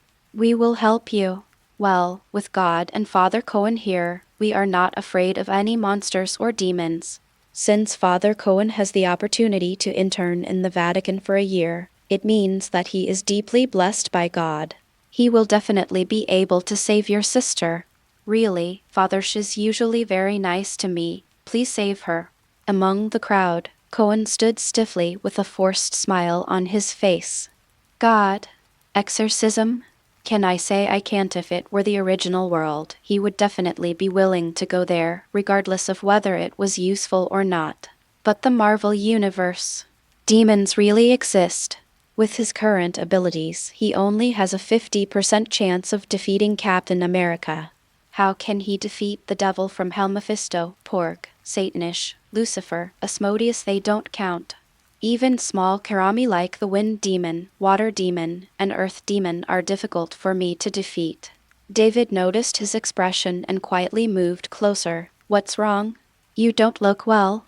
"I'm afraid of encountering demons."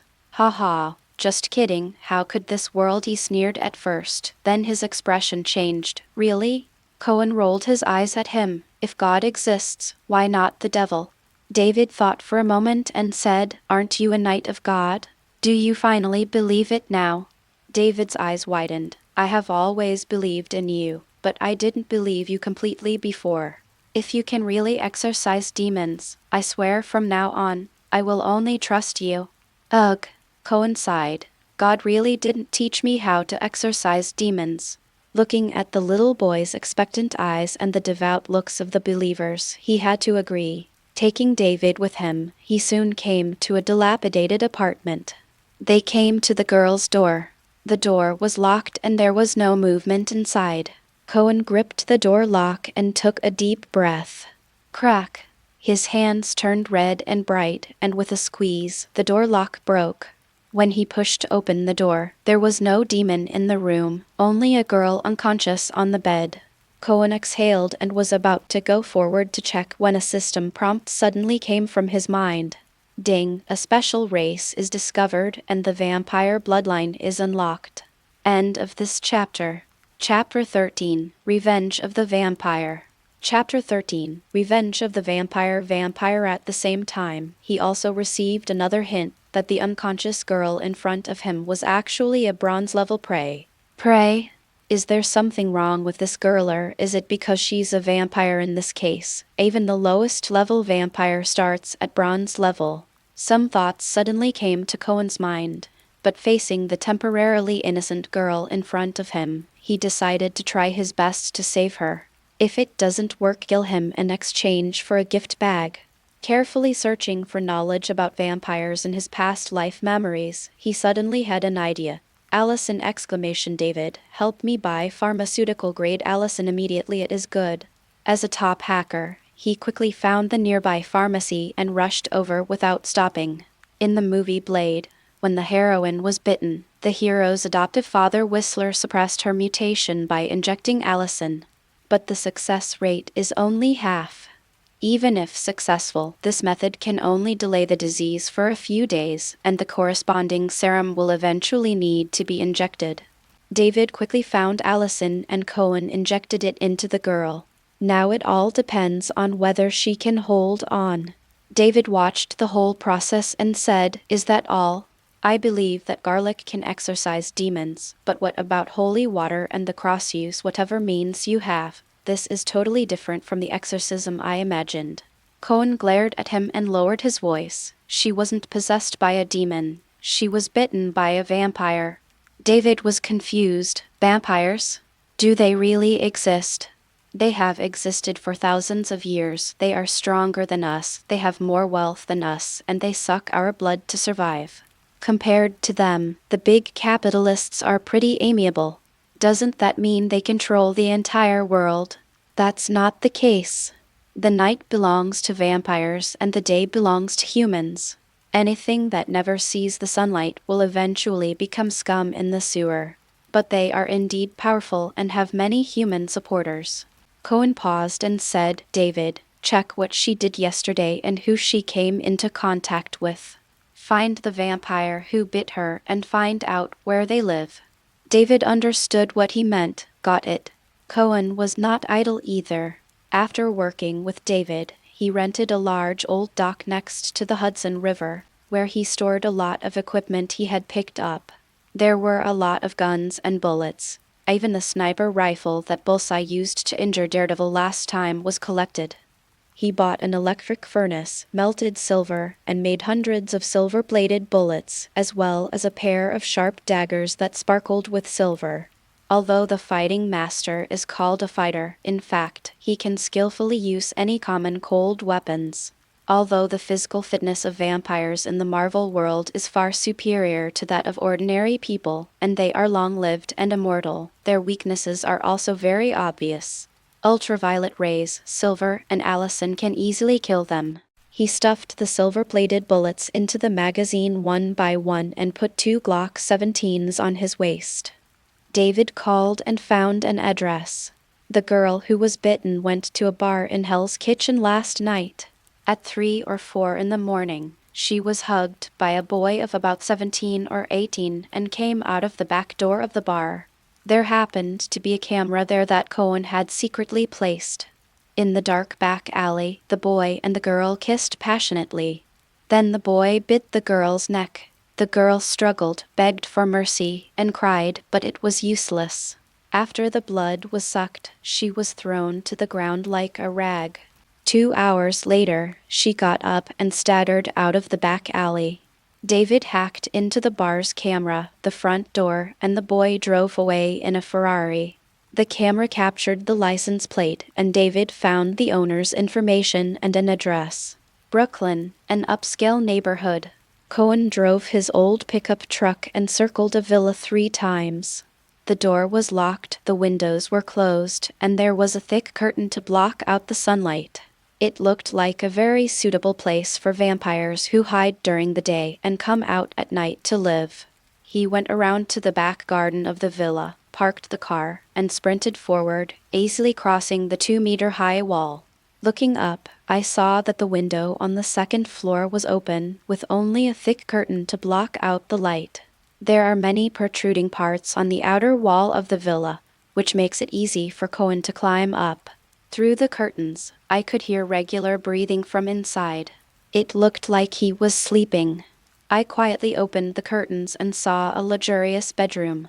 The boy was lying on the bed. What a coincidence. Cohen rolled over and sat directly on his chest, the silver-plated dagger resting lightly on his throat. The smell of roasted meat hit me. The boy woke up in pain, his eyes flashing red. He felt the silver blade on his neck and dared not move rashly. "Who are you?" "Yesterday, a girl was bitten at the Blue Rose Bar. Could that person be you?" "Who are you?" "The law enforcement team of the Elders Council." "She was just a farm girl from Ohio. and I asked around, and she wouldn't cause any trouble if she died. Cohen pinched his jaw hard. I am not some law enforcement team. I'm here for only one purpose, and that is to kill you and your entire family. The boy shuddered and widened his eyes. Why, who are you feeling? The boy's trembling of fear. Cohen raised his eyebrows. Are you scared? Good. With force, the silver-plated dagger instantly pierced the boy's throat.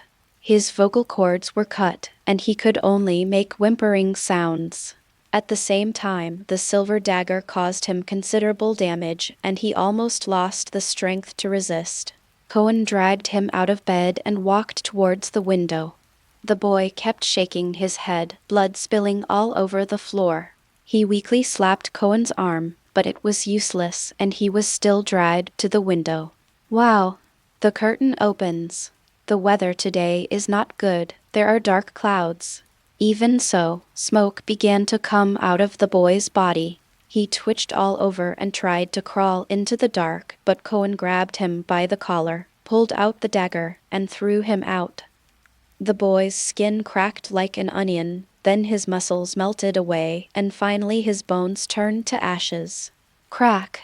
The door behind Cohen opened, revealing a little girl holding a rag doll. He was slightly stunned, but before he could do anything, the little girl suddenly let out a sharp roar and climbed up the wall along the door frame like a spider. Her figure was extremely fast, and she rushed directly towards Cohen in a blur. Bang, bang, bang, 3 shots. Since being promoted to pistol master, his accuracy has skyrocketed. Originally, the master level had a hit rate of only about half when facing vampires whose physical fitness far exceeded that of ordinary people. Now, within the range of the pistol, it has been directly increased to 80% to 90%. Although the vampire girl was very fast, she was too close to him. 7 steps away, the gun is fast. Within 7 steps, the gun was accurate and fast. After 3 shots, the vampire girl had a bloody hole on her left leg and left foot, and she fell directly to the ground. The sun shone through the window, and smoke began to rise from her body. Wow! Cohen drew the curtains. The vampire girl, who was howling in pain, felt the pain eased and her eyes were full of confusion. But the next second, a needle pierced her neck. Diluted allicin solution effectively prolongs the time of death and increases the level of emotions. At this time, a middle-aged couple, a man and a woman, finally appeared at the door. Seeing the situation in the house, the woman showed her sharp fangs, her nails became sharp, and she pounced towards Cohen. The man held a large shotgun in his hand, aiming it at Cohen. Boom. End of this chapter. Chapter 14 Reward, Infrared Vision. Chapter 14 Reward, Infrared Vision. The man's shotgun was incredibly powerful. It actually created a gap in the wall behind Cohen. Although he dodged, he was faced with the woman's sharp nails. In an instant, he concentrated his mind extremely and avoided the fishy claws by a hair's breadth. At the same time, the guns were fired. Bang, bang, bang. Several bullets were fired and all hit the woman, one of which hit her heart. In an instant, the woman let out a desperate howl, and her body suddenly combusted without any fire, turning into a handful of ashes. The man became even more angry and fired repeatedly at Cohen.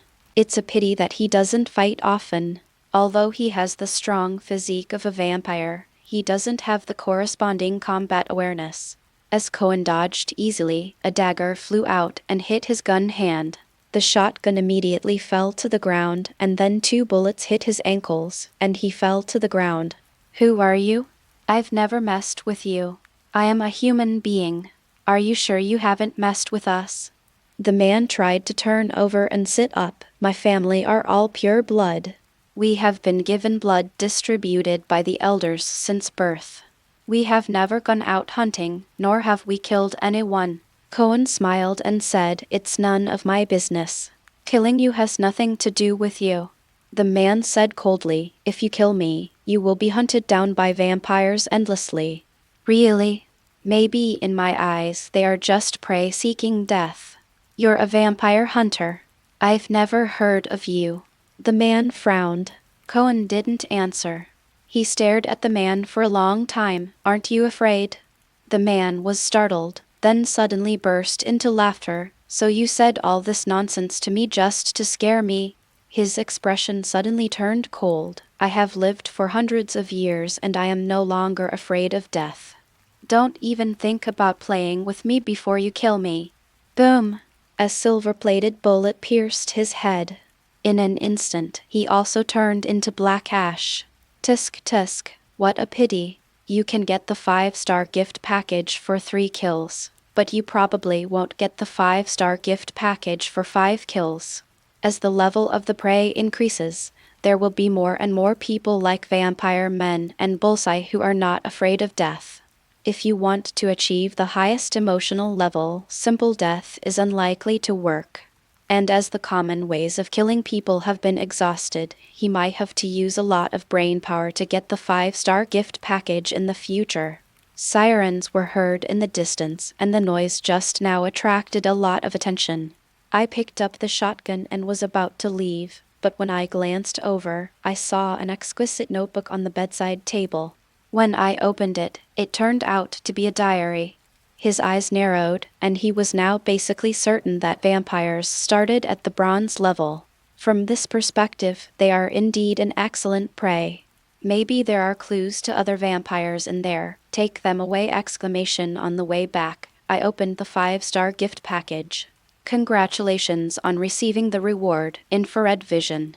Another eye ability. A strange feeling surged into his eyes, and the world became warm in his eyes. Hot is red, cold is blue. The important thing is that even through the wall, he can see the red outline clearly! Not only infrared vision, but also some X-ray abilities! People who often play shooting games know that the most important thing in a gunfight is vision. Just like the concept of modern warfare, discover and destroy. The only pity is that his infrared vision can only detect enemies within a few dozen meters, which is exactly the range of a pistol. Old Pika was trembling, but still stubbornly brought Cohen back to the church. There was good news from David. The girl successfully woke up and temporarily regained her sanity, but Cohen knew that if the serum was not developed in time, she would eventually become a vampire. This task, of course, was given to Karen Watson, the heroine of the original Blade movie. In the original movie, after being bitten, she quickly developed a serum and even discovered an anticoagulant that could cause great damage to vampires. In the end, it was with the help of the anticoagulant that Blade was able to kill Frost, the villain who had gained the power of the blood god. When the girl learned about her situation, she went to the address David provided without hesitation, and Cohen obtained an important message from the diary he brought back. The vampire boy once attended a blood feast. The so-called blood feast is a vampire carnival hosted by Frost, the leader of the mixed-blood vampire faction. A dark nightclub, frantic music, the chosen sacrifice, and blood all over the place! With this trick, plus Frost's outstanding business talent, he attracted many vampires and his prestige grew. It even reached the point where it could threaten the pure blood elders. However, the threshold between mixed blood and pure blood cannot be made up by money. So, Frost became obsessed with the vampire archives, and from the remaining pages of the Vampire Bible, the Book of the Dead, he found a way to sacrifice pure blood and gain the power of the blood god. This is the plot of the first Blade movie. According to the vampire boy's diary, there will be a huge blood feast tonight in a secret base in a slaughterhouse. There will be more than 100 vampires participating at the same time. Cohen's eyes lit up. How could he miss such a banquet? But before that, he needs to make some preparations. A large slaughterhouse on the edge of the slums in Queens. Under the pitch-black night, cars drove silently into the slaughterhouse, including some luxury cars worth millions. Passing through the automated slaughterhouse, there is a metal door similar to an ice storage room, with a burly man guarding it. If you pass his test, you can enter the inner field, a carnival dance, a feast for vampires' blood feast. But today, an unexpected guest came. The burly man put tonight's sacrifice in, then frowned as he heard gunshots. It was a subtle, silenced sound, but he couldn't hear clearly the loud music coming from the backstage behind him. After hesitating for a moment, he took out his pistol and slowly explored forward. The sound became clearer, and there seemed to be footsteps. He leaned his back against the solid concrete pillar, took a deep breath, and slowly stuck his head out. Boom. Before he could see clearly what was happening outside, a bullet flew over accurately and hit him right between the eyebrows. The opponent must be cheating! This was the only thought the burly man had before he died. Cohen changed the magazine slowly and methodically. Along the way, he had killed several vampires and more than a dozen humans. It is easy to distinguish the two. Vampires have a higher body temperature, almost over 50 degrees. The outside was cleaned up, leaving only the inside. Cohen tapped his headphones and said, "David, are you ready? It's going to be a big scene. I'm just a support person. Why should I come out with you to fight vampires? If I die, there will be no one to help you manage your finances." Cohen smiled and said, "Don't worry, David. You'll be in the safest place later. Are you sure this thing will work?" At the back door of the slaughterhouse, David drove his car and parked in a secluded corner. In the afternoon, Cohen specifically bought a used pickup truck from a gangster in Hell's Kitchen, and also bought the most powerful ultraviolet lamp on the market. After some modifications, the rear compartment was filled with batteries and dozens of ultraviolet lamps were densely fixed on the front of the car. Once turned on, it is brighter than the sun! The back door is the backup passage for the blood feast, and Cohen himself is at the front door, one in front and one behind, attacking from both sides. He planned to kill all these vampires. The harvest will surely be bountiful! Holding two guns, he took a deep breath and kicked the door! Boom. The door is open. End of this chapter. Chapter 15. Let anti-039s kill someone together when we have time. Chapter 15. Let's kill people together when we have time. I have to say, the eardrums of these vampires are very durable. The music at the scene was extremely loud. After Cohen fired 2 magazines, dozens of vampires in front of him were reduced to ashes. But those who followed didn't know what had happened and continued to party. It wasn't until Cohen shot the DJ dead and the music suddenly stopped that the remaining vampires reacted. There were a few stubborn guys who wanted to rush over, but he shot them back home. He did not rush in, but stood guard at the main gate, his finger constantly pulling the trigger. Almost every bullet can take out a vampire. Faced with this situation, the remaining vampires swarmed to the back of the stage, opened the back door, and just as they were about to escape, a bright and dazzling purple light suddenly lit up. A few who ran fast turned into ashes in an instant. The others retreated howling. At this time, Cohen was reloading for the second time. After firing more than 70 bullets, half of the vampires in the field were dead. The system prompt sound in his mind kept ringing. The remaining vampires became even more desperate and swarmed over him, but unfortunately he was well prepared. A handful of silver powder was sprinkled over, and the air was suddenly filled with sparkling tiny powders. The silver powder was like a solid barrier, and the vampires felt severe pain on their skin as soon as they came into contact with it. If you accidentally inhale it, you can only hold your stomach and wail on the ground. After the third pair of magazines were fired, the field was completely clear. The remaining vampires are hiding in various corners, either planning a surprise attack or trying to survive. But to Cohen's infrared vision, the temperature of their bodies was like bright lights. He walked calmly and shot as he went along, clearing the entire dance hall. At this moment, a confused voice sounded behind him. "What's going on?" Cohen turned around and saw a black man wearing a black leather jacket, carrying a long knife and wearing sunglasses standing at the door. Holding a shotgun in his hand, he aimed for a long time but couldn't find a target to shoot. "Blade Runner." Cohen smiled and said, "You are late. I have taken care of all the vampires in this blood feast. Who are you?" "I am the famous vampire hunter, Night Walker. Haven't you heard of me?" Blade was slightly stunned. No, I've only heard of the Daywalker. Cohen raised the corner of his mouth. Daywalker, I've heard of it. But a real man dares to face the strongest enemy. What's the use of walking during the day? I am best at killing people at night.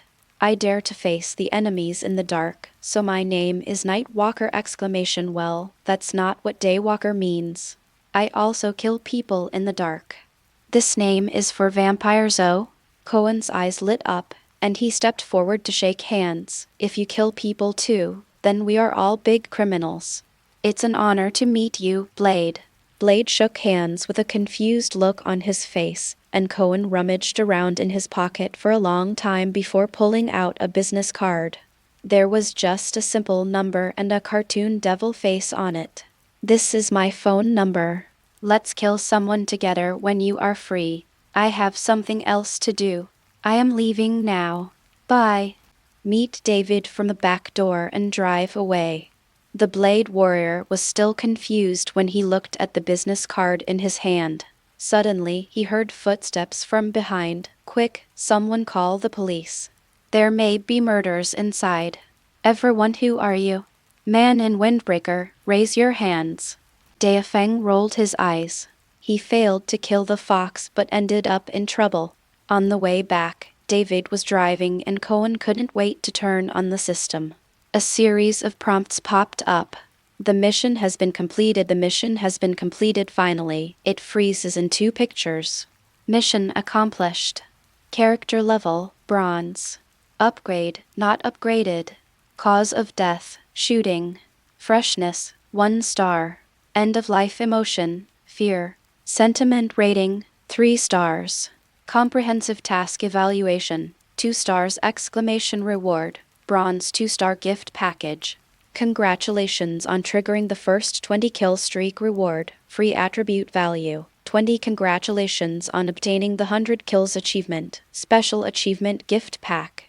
Next comes the exciting gift package opening session. For hunting down more than 100 vampires at once, he received 10 bronze gift packs. However, most of them are level 1 or 2, and level 3 is rare. Open all at once.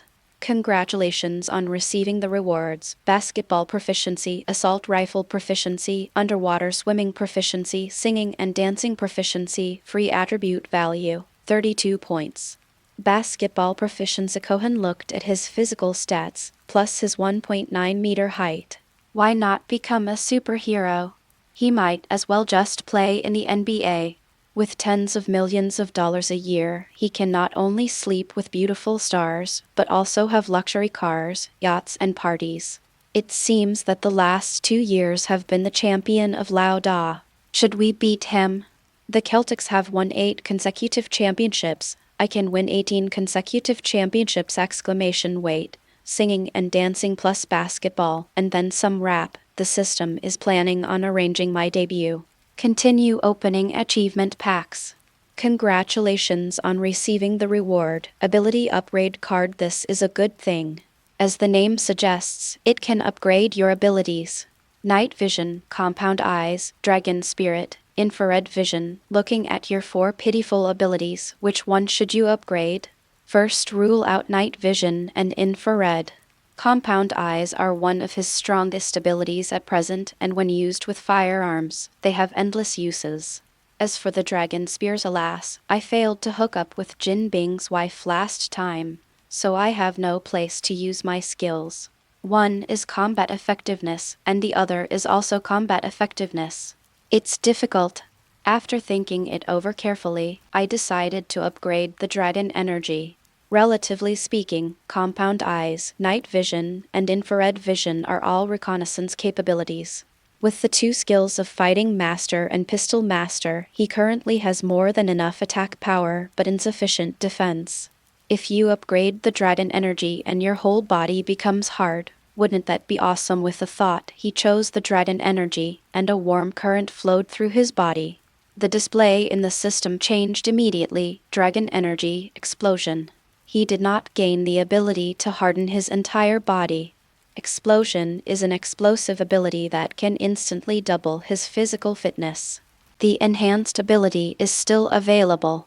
At the same time, he can also burst out to the extreme, launching a small amount of dragon energy to form an indestructible fist to strike the enemy from a distance. However, this move consumes a lot of physical strength and cannot be used frequently. By the way, after adding attribute points, his strength changed dramatically. Name: Cohen Wang. Age: 22 years old. Bloodline: human. Status: normal. Power: 26 speed, 26 defense, 20 constitution, 20 spirit, 30 human bloodline. Limit: skills: combat master, pistol master, trap master, swimming master, basketball master, submachine/assault rifle master, diving master, sniper skill, singing and dancing skill. Abilities: night vision, compound eyes, dragon sky, burst, infrared vision. Items: none instance, unlocked. Alternate universe, unlocked. Main task: those who are guilty must be punished. Iron level prey, 15/19. Bronze prey, 4/25. Newest mission, silver hunt. Silver level prey, 0/1. Creed, kill to gain redemption. Among them, after the spiritual attribute reaches 30 points, the system prompts that it has reached the limit of human bloodline. He had a bit of a toothache. Did he want to add more and let the vampire take a bite? Doesn't that mean you're afraid of sunlight, garlic, and silver? But for now, there seems to be no possibility of coming into contact with other bloodlines. And even if you come into contact with it, it's useless. Bloodline is mostly brought from the mother's womb. You can't recreate it, right?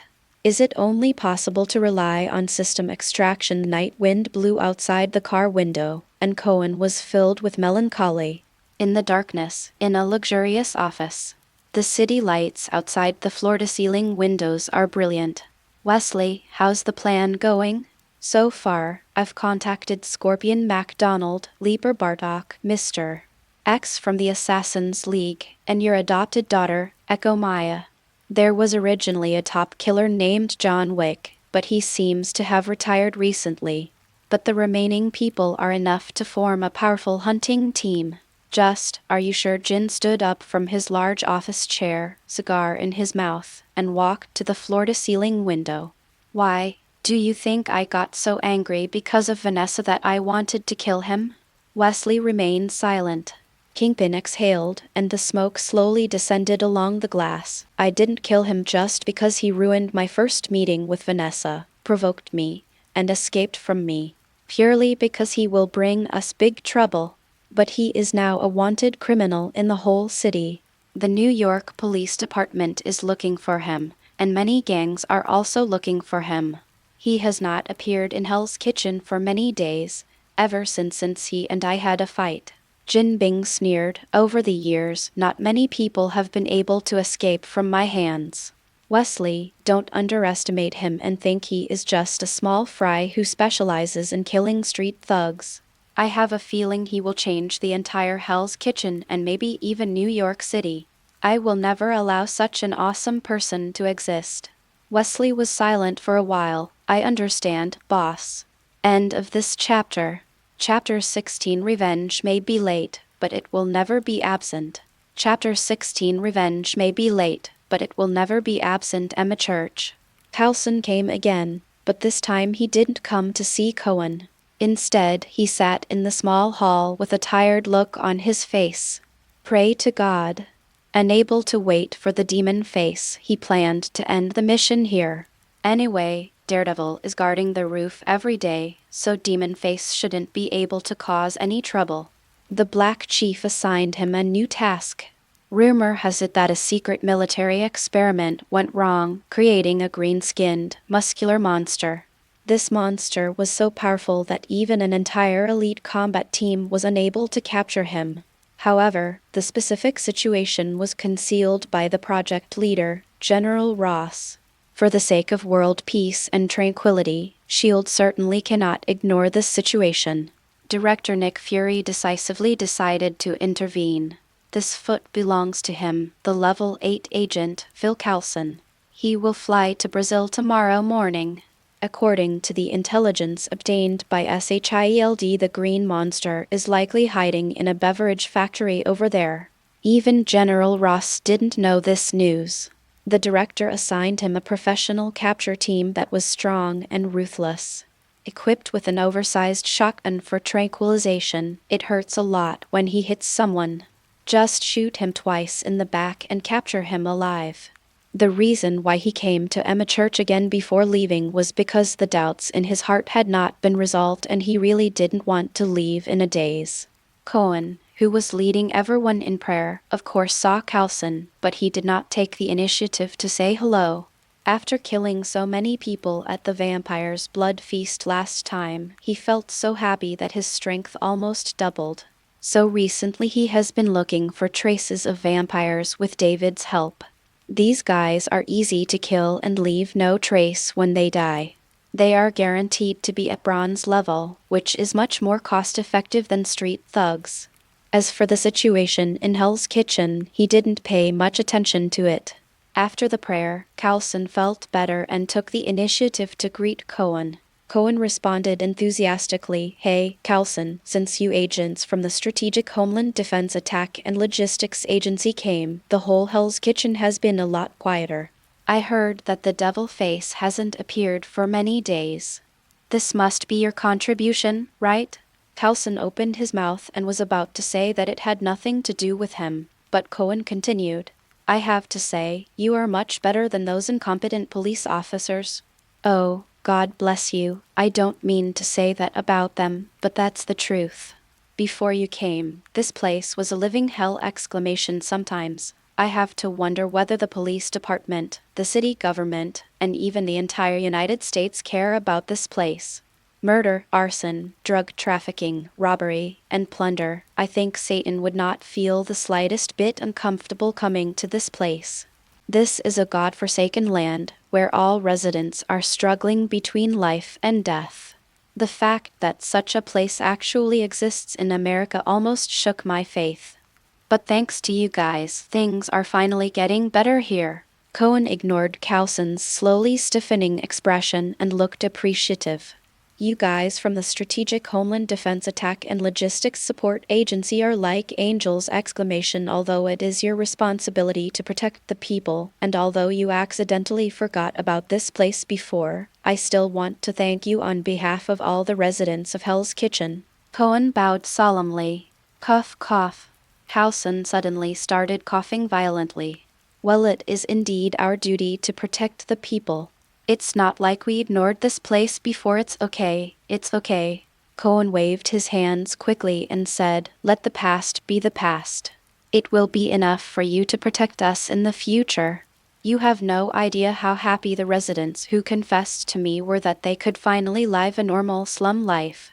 Although they still ate black bread and drank cheap coffee, they didn't have to worry about gunfights every day. You have no idea how happy they are to see the rising sun while having breakfast or on the way to work! Agent Coulson, thank you for protecting this beauty and allowing those who might have died in the gunfight to live such a peaceful and tranquil day! Don't worry, I will definitely launch a petition to let the government commend you, the truly hard-working agents." Coulson had a look of holding back on his face. Cohen smiled and said, "By the way, what do you want to talk to me about?" After taking some time to adjust his mood, Coulson said, "I'm sorry to bother you again, Mr. Father. I didn't quite understand what you said last time, so I want to ask again. The origin of Demon Face seems to be related to Daredevil." "Excuse me, what does this mean?" Cohen showed a surprised expression on his face. "You haven't checked it out yet. Why not ask Daredevil? He is the guardian of Hell's Kitchen. Didn't he actively cooperate with you?" Coulson couldn't hold back the embarrassment on his face. He felt like his self-esteem was being crushed repeatedly. No, actually we had a cordial conversation with Daredevil, but we just wanted to double-check." "Oh." Cohen nodded. "So, what do you want to confirm?" Coulson was silent. He could only repeat what he had just said. "You said that Daredevil and the origin of Devil Face are related. What is the relationship?" Cohen frowned and thought for a moment. "I'm not sure, but from what the confessor said, he seemed to have seen by chance that it was Daredevil who prompted the birth of Devil Face. How did you prompt it? It seems like murder. Kill who? Cohen looked at Coulson, whose hair volume was worrying, speechlessly and shook his head. I don't know. In fact, I strongly suspect that this drunken confessor just had an unrealistic dream. Maybe you don't need to take what I say seriously, maybe it's just a false clue. Coulson fell into deep thought. He thought about Daredevil's avoidance of him and his insistence on standing on the roof every day. Could it be that this kid is filled with guilt and wants to make up for his mistakes? Seems to be right. A dazed Coulson walked out of the church. David has something to report to Cohen. David has thoroughly investigated the two corrupt policemen, Jadon and Isaac. They did work under Jin Bing, but their rank was very low and they were not qualified to meet Jin Bing. The usual task is to transport drugs while patrolling at night. They are an important link in Jin Bing's drug empire, carrying hundreds of kilograms of drugs from the headquarters and distributing them to 6 to 7 stations. Since we were driving a police car, we wouldn't be stopped or checked even in the middle of the night, so the risk was almost zero! David took the opportunity to install eavesdropping programs in their mobile phones. Tonight, there is a big deal. More than 500 kilograms of amphetamine, worth $20 million. For completing this transportation, each of them can receive a reward of $50,000, which is equivalent to half a year's salary. No need to pay taxes! In addition, there is some explosive private news. After listening to David's report, Cohen's eyes lit up. The police and gangs have been keeping an eye on him recently, so he might as well give them something to do. Tonight, let's put on a big show for them. End of this chapter. Chapter 17. The show begins. Chapter 17. The show begins late at night, in the back alley of a pub. Two black policemen parked the police car at the back door and walked out. There is a 24-hour convenience store just around the corner. Jadon, the white policeman, loosened his belt around his fat belly and said, "Come on, Isaac, have some coffee. They should be ready when we get back." Isaac said with a smile on his face, "Hey, what are you going to do with the money? I plan to go to Hawaii for vacation this year. Sunshine, beaches, and beauties. I'm going to have a good time." Jadon rolled his eyes. "You just want to play!" Don't say I don't take care of you. I have a way. $50,000 to become a sheriff, $100,000 to become a captain. Do you want to do it? The black policeman widened his eyes and said, "Is this true?" "Don't lie to me." Jadon snorted coldly. "If you don't believe it, then go to Hawaii. When you come back, you have to call me sir when you see me again. Are you sure you're not trying to cheat me out of my money? I guarantee you'll get a promotion within 3 months. If not, I'll refund you the full amount." A hint of hesitation flashed across the black man's face, but he finally gritted his teeth and said, "Okay, I'll give you all the $50,000 and I'll be promoted to sheriff." That's right. After becoming the sheriff, wouldn't it be easy to make back the money? The white policeman patted him on the shoulder with a smile, with a hint of hidden excitement in his eyes. Each of the promoted sheriffs received 30,000 yuan, 60,000 yuan for 2 people, and he had 40,000 yuan left. "Hey, I'm going to Hawaii on vacation this year, and I'm going to have a great time!" On the rooftop next to them, Cohen was watching the two of them. He didn't wear the devil face costume for the time being. This was a revenge, and he had to let them know who the murderer was. Turning around, I saw several figures flashing at the back door of the pub, moving things into the police car. A gleam of light flashed in his eyes. "Hey, I'll add some spice to you." On the other hand, after unremitting efforts, Jin Bing finally got a date with his ideal person. He picked her up in his 7-meter-long Lincoln, and the two arrived at a members-only French high-end restaurant on the rooftop. At first glance, the dining area has a wide view, and outside the 270-degree floor-to-ceiling windows, the bright lights of Manhattan can be seen. The polite waiter, dressed in a suit, led them to the center of the dining area. This is not the place with the best view, and there are guests all around. A trace of regret flashed through Vanessa's heart. People sat down one after another. Although there were many people, everyone was very quiet. There was not even the slightest whisper. With the accompaniment of slow and soothing violin music, Kingpin behaved like a gentleman and told Vanessa what was on his mind. He talked about his childhood, ideals, ambitions, and life. His ideas are clear and unconventional, and his words are low but powerful. At first, Vanessa was only attracted by his extraordinary temperament, but as they talked, she began to feel admiration and praise for him. What a strange man. The sour smell of love spreads quietly. Jadin and Isaac finished a cup of coffee and returned to the alley. The back door of the pub was locked and there was no one around. The two men were used to it. They took a quick look at the wheel and found that it had sunk quite a bit. It looks like the cargo has been loaded. Along the familiar road, the two began to distribute the goods. Cohen followed them in a scrapped and modified junkie car. After ensuring that all 6 shipments were delivered to the site, a satisfied smile appeared on his face. Then a police car accelerated and rammed into the two men. Damn it, Falk. Feeling that he was being rear-ended, the white police officer Jadin got out of the car cursing. He felt a little scared, but luckily the goods had been delivered, otherwise there would be big problems. Isaac next to him was also furious and pulled out his gun without saying a word. Fortunately, he still maintained the basic qualities of a policeman and did not rush forward mindlessly, but slowly approached with a guarded gun in hand. Jaden knocked hard on the car door, and as the window lowered, he was stunned. "It's you, the yellow monkey." The white police officer had a ridiculous look on his face. "Hey, Isaac, come check it out!" This guy is still alive. I thought he was dead a long time ago. The black man put away his gun, walked around the front of the car, and when he saw Cohen, he exaggeratedly said in his racially gifted voice, "Damn tilde, why wasn't he killed by Devil Face? Is Hell's Kitchen so easy to survive in now?" Cohen got out of the car with a smile on his face. "Black people, white pigs, long time no see. I miss you guys so much." Hearing this name, the two of them became instantly furious.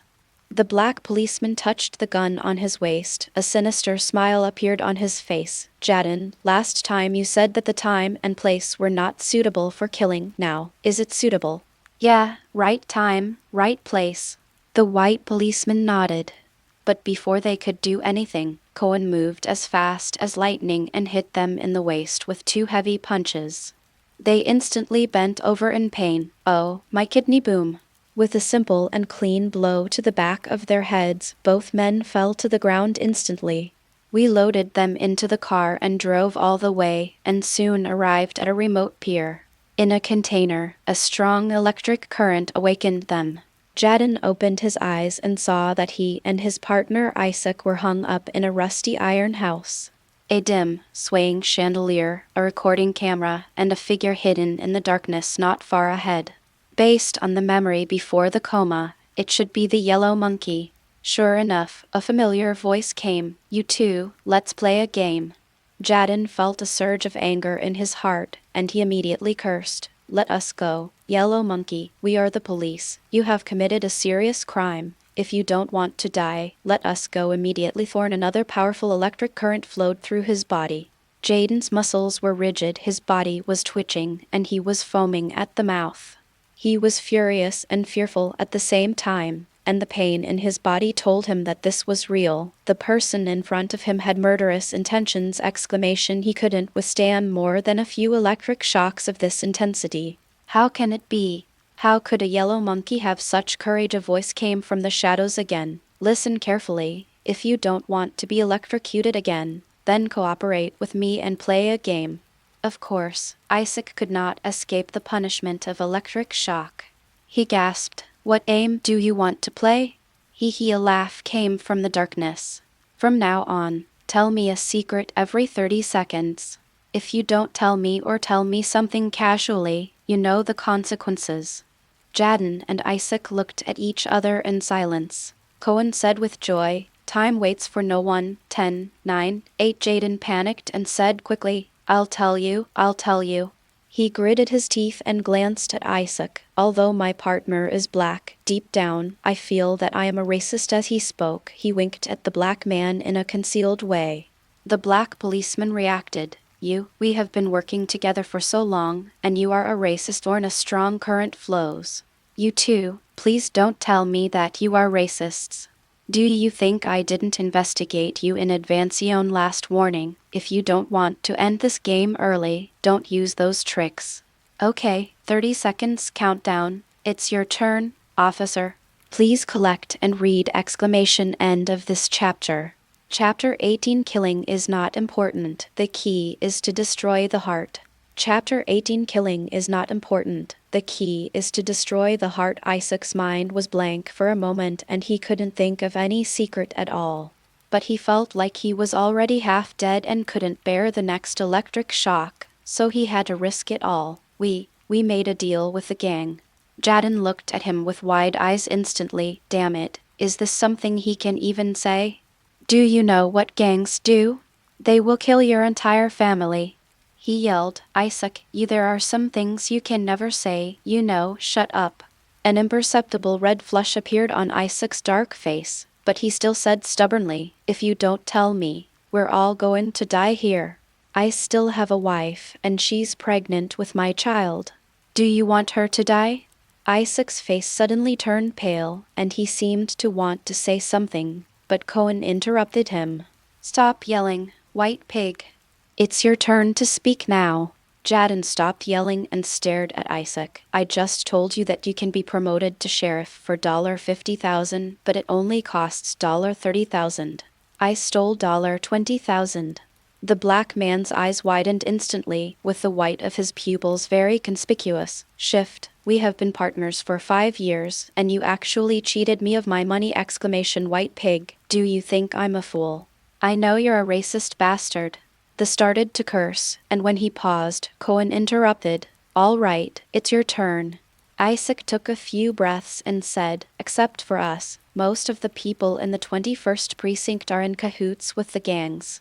Jadin sighed helplessly towards the sky. It was all over. The gangs would not let them go, and neither would the police. I shouldn't have been a partner with A in the first place. His IQ is too low. Interesting. Cohen's laughter came from the darkness. It's your turn, white pig. Anger rose in Jadin's heart, but he still wanted to struggle. It's fine if I get killed, but you can't drag your family down with you, right? After committing so many crimes, why not just pick out a few that don't involve the mafia? He could only guide Isaac. Our chief of the 18th precinct, Charlie, once accepted a bribe to help a rapist get away with it.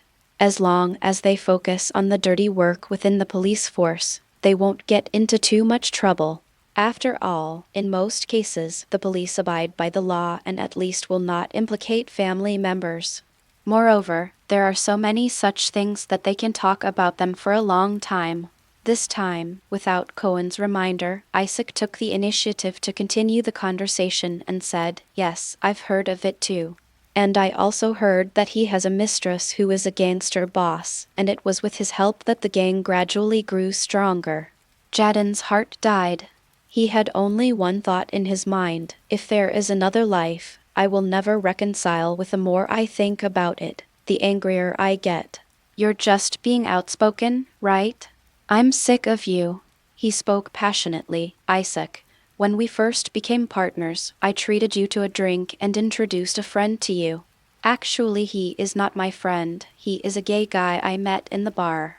Then you got drunk and woke up with a dry mouth. The black policeman stood there in a daze, with an incredible expression on his face, and suddenly struggled to go to him. I knew it. Damn it. I knew it! I'll kill you.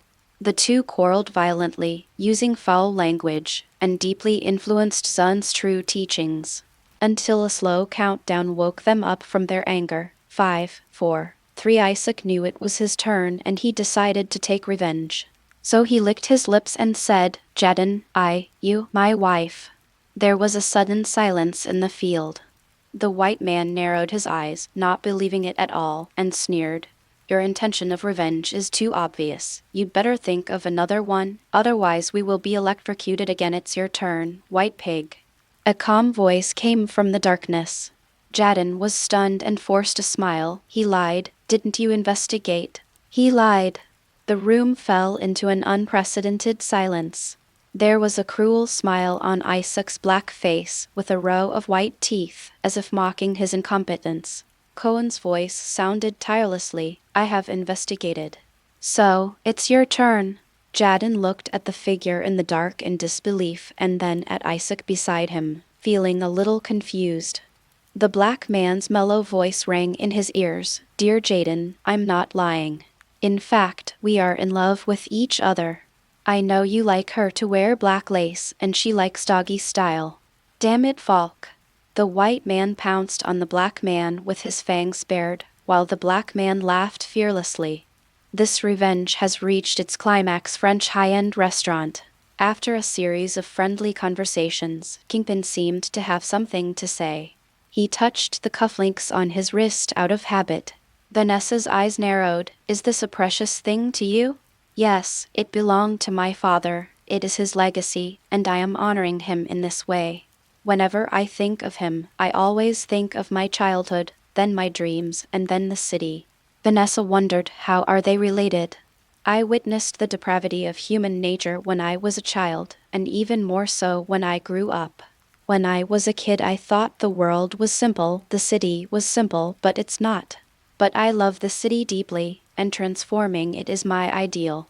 After that, he paused and turned his eyes to the bag next to Vanessa. You brought a gun?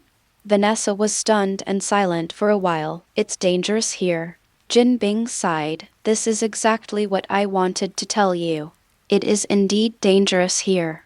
He glanced out the window. There are gangs everywhere, all kinds of people, chaos and chaos.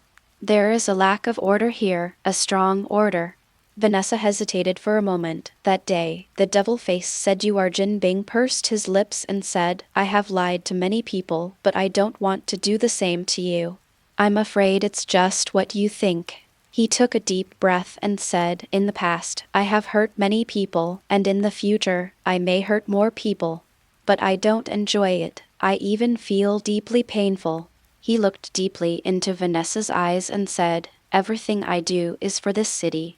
Look at the useless police officers who are not able to protect the residents of the city but are instead a hindrance to them. And I will break this bondage and give them new life. Make new rules and everyone will be subject to them. This city was once great, but it has fallen into disrepair over time. Only I can save it. Vanessa seemed shocked and stared at Kingpin blankly. Kingpin held her hand, his eyes tender, and promised her, you will never need that gun when you are with me. Vanessa hesitated for a long time, slowly picked up the bag on the table, took out a silver lady's pistol, and handed it to him. A satisfied smile appeared on Jin Bing's face. So, you made your choice. So, are you ready to enter my world? Vanessa smiled shyly. Yes, I think I'm ready. Clap. Kingpin clapped his hands. In an instant, the restaurant was filled with the sounds of people standing up and moving their chairs in unison. The guests around all stood up silently and left in an orderly manner.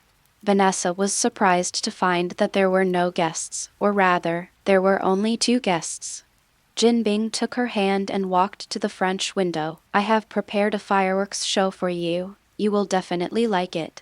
End of this chapter. Chapter 19. It anti-039's over. The situation is out of control. Chapter 19. It's over. The situation is out of control in the container interrogation room. After Jadin broke down, the interrogation came to an end. The 2 cursed at each other and told each other all kinds of secrets without hesitation. The collusion with the gangs and the dirty deeds within the police station were all revealed. Finally, after Isaac's buzzer beater, there's a 50% chance that the baby in your wife's belly is mine, because the date is right. Jadin was silent. Cohen was silent. David, who was monitoring all this from behind, also fell silent. Let's end it.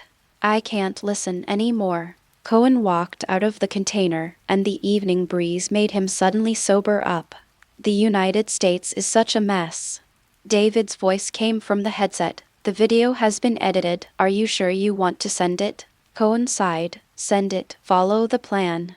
Wait a minute, okay. The video was sent to several high-ranking officials in the police department, including Chief George Stacy and several reporters from newspapers. Besides, you can leave now. The police may already be on the move. Cohen looked back and saw that the container converted into an interrogation room had actually been hung with steel cables and suspended on a crane. With David's control, the container rose up swaying and moved onto the surface of the river. At the end of the video he sent to police, there was a 15-minute countdown. When the time came, the steel cable broke and the container sank to the bottom of the river. If the police could find this place in time, they might be able to save the two people, but this is almost impossible. Based solely on the appearance of the container's interior in the video, the chances of them finding this place in time were almost zero.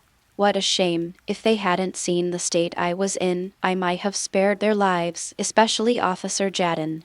My hatred towards him has almost disappeared. Tisk tisk. David couldn't help but continue. Believe me, it's a good thing that we killed him now, especially after you forwarded the video to his colleagues and reporters. God, even though he is a bad cop, I have begun to sympathize with him. Cohen looked at the container swaying in the air and turned his head away with pain. After walking a long way, he let out a long sigh. No, I need to change my mood. David, are you ready for the second scene? Of course, you can find a suitable place to enjoy the fireworks. Cohen laughed. I bet Kingpin will be very happy tonight. A few minutes ago, when Kingpin's men were loading drugs into the police car, Cohen knocked them unconscious. He added ingredients to 6 packaged drug bags, disguising them as TNT time bombs containing drug bricks. Tonight, he'll be giving the residents of Hell's Kitchen a free fireworks show. David's voice came from the headset. The countdown has started. 10, 9, 8, boom bang. Fireworks shot up into the sky, but they were not what Cohen had prepared. He was stunned for a moment. There were other people setting off fireworks today. What a coincidence. They really were in sync with each other. But your fireworks are not as big as mine, hee exclamation boom. The countdown ended and the loud explosion came as expected.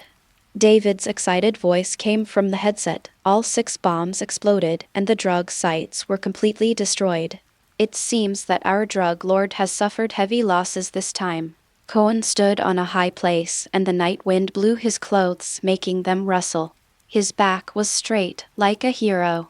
Hundreds of kilograms of drugs were burned and $20 million disappeared. Lin Zexu, who destroyed opium at Human, was probably also so ambitious. Countless opium piles were piled on the beach, and a huge fire wait. A thought suddenly flashed through Cohen's mind. What method did Mr. Lin used to destroy the opium back then? Looking at the 6 flames, a horrifying thought suddenly flashed through his mind. French restaurant. The fireworks successfully impressed Vanessa. The red and green flames shone on their faces, and they smiled at each other like young boys and girls in their youth. Then Jin Bing keenly realized that something was wrong. He could still distinguish the sounds of fireworks and explosions. Glancing into the distance, I saw several burning places. My heart skipped a beat. It seemed like this was all my territory, boss. The door behind him was suddenly pushed open, and Jin Bing looked over with a knife-like gaze. Wesley, the right-hand man, realized that he had lost his composure. After adjusting his mood, he maintained a forced smile on his face. Boss, there are some urgent matters that need your attention. Jin Bing remained silent.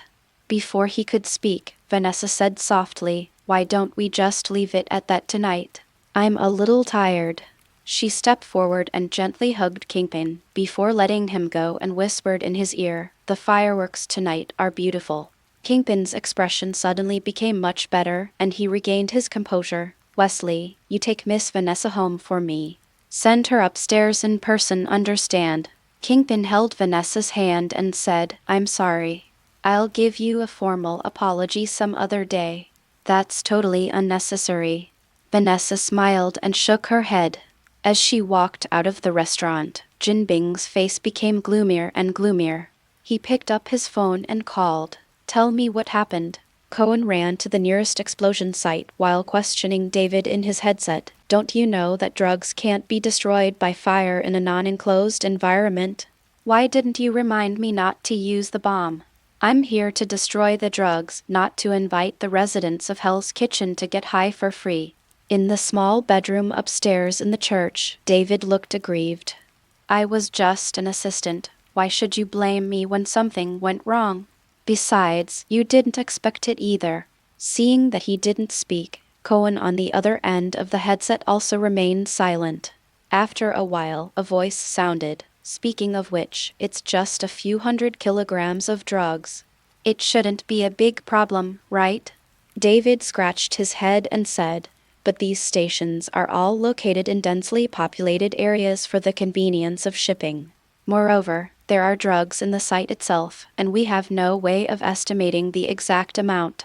However, these two black policemen deliver hundreds of kilograms of goods each time, and the inventory in the station may exceed our imagination." Fake. By the time he got to the nearest station, the fire was raging. In the face of such a fire, he seemed alone and powerless. All the residents in the surrounding area were awakened, and quite a number of them opened their windows and stretched their heads to look over here. "Why are you joining in the fun? I wonder if you guys will get too high and still be able to go to work tomorrow!" Rubbing his face helplessly, he took out his pistol and fired continuously into the sky. Hearing the gunshots, some people quickly closed the windows and turned off the lights.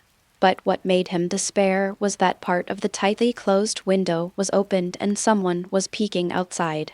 "Damn it! Are you planning to take turns?" What's more than a dozen enthusiastic residents came out of their homes and spontaneously organized firefighting.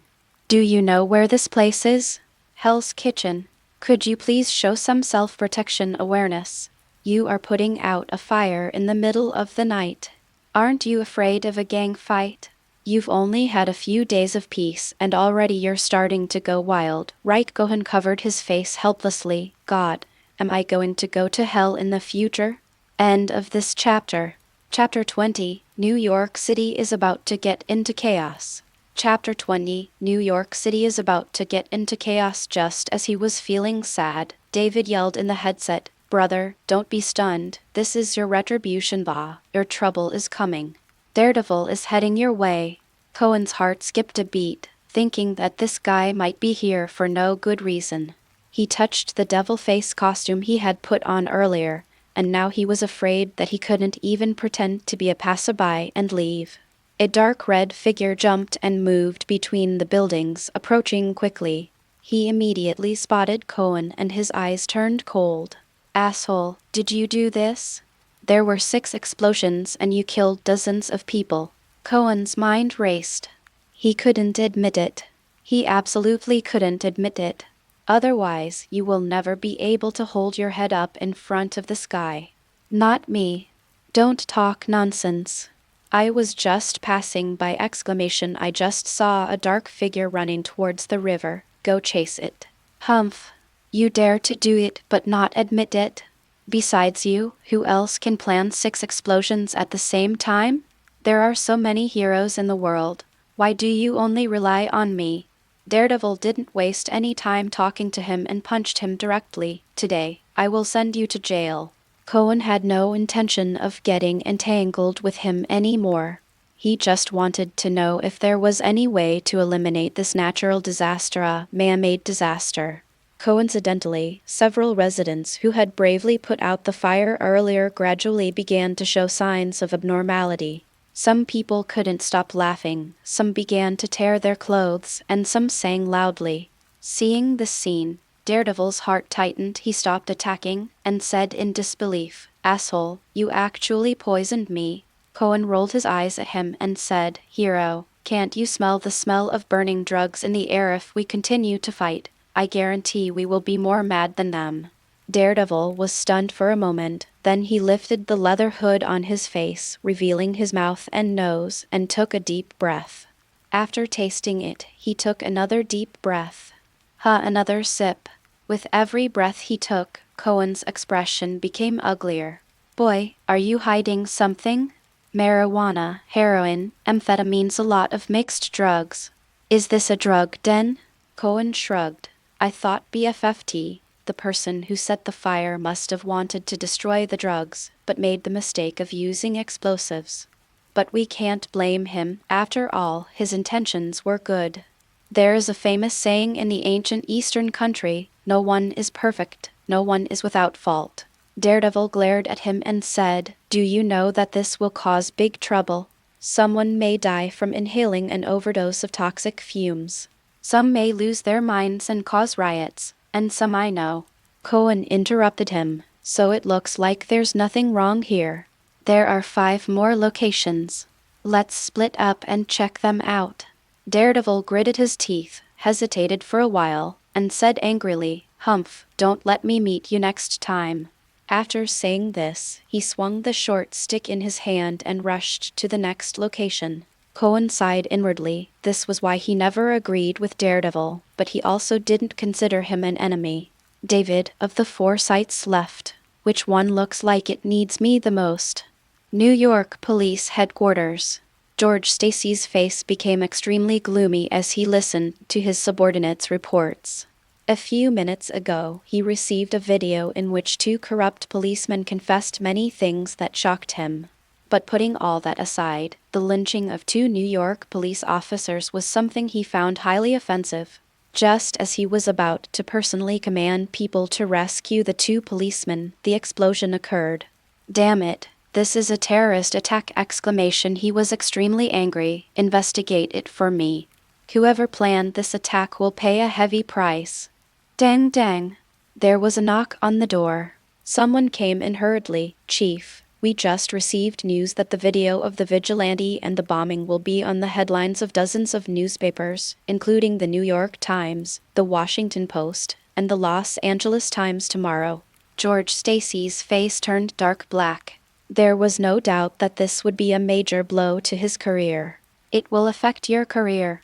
He gritted his teeth and said, notify everyone. From now on, the bombing case is the no. 1 case in New York. All people and things must make way for this case. 24 hours, I want to see the results.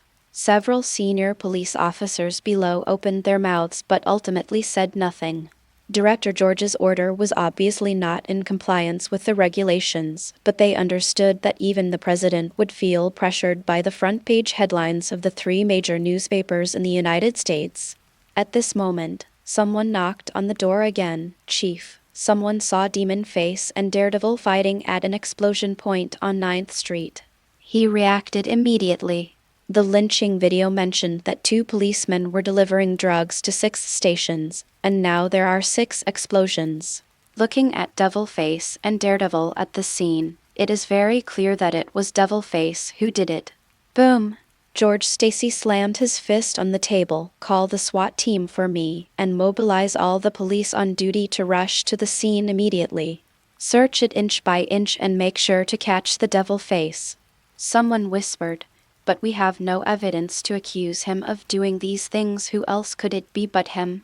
Although I don't like the Red Vigilante, he wouldn't do something so cruel.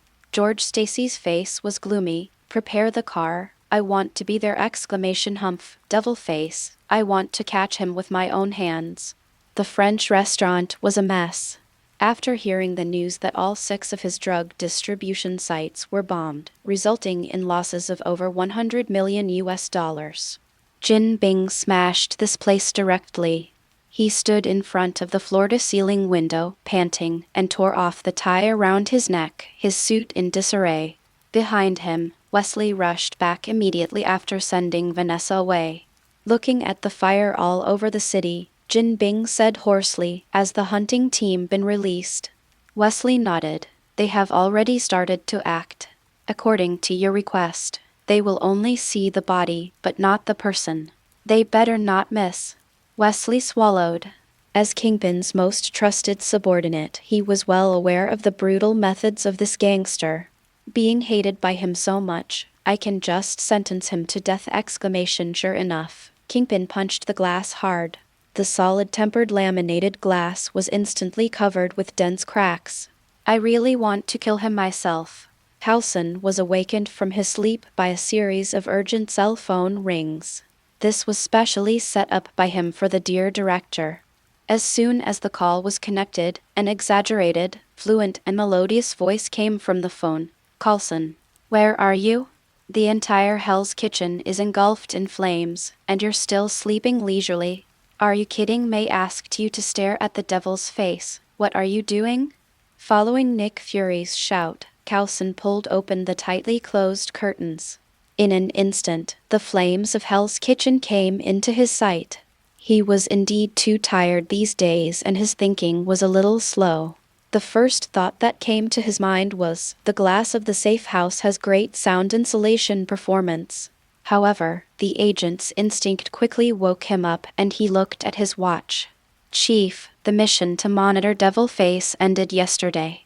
It is now midnight 1 minute, and my mission has been changed to go to Brazil to capture the green monster. There was silence on the other end of the phone. Get your big ass off the bed. Hawkeye Barton is waiting for you at the door. Catch the guy who poisoned the entire Manhattan. Yes, Director. End of this chapter. Alright, legends, that's it for today. Like, subscribe, and I'll meet you in the next audiobook.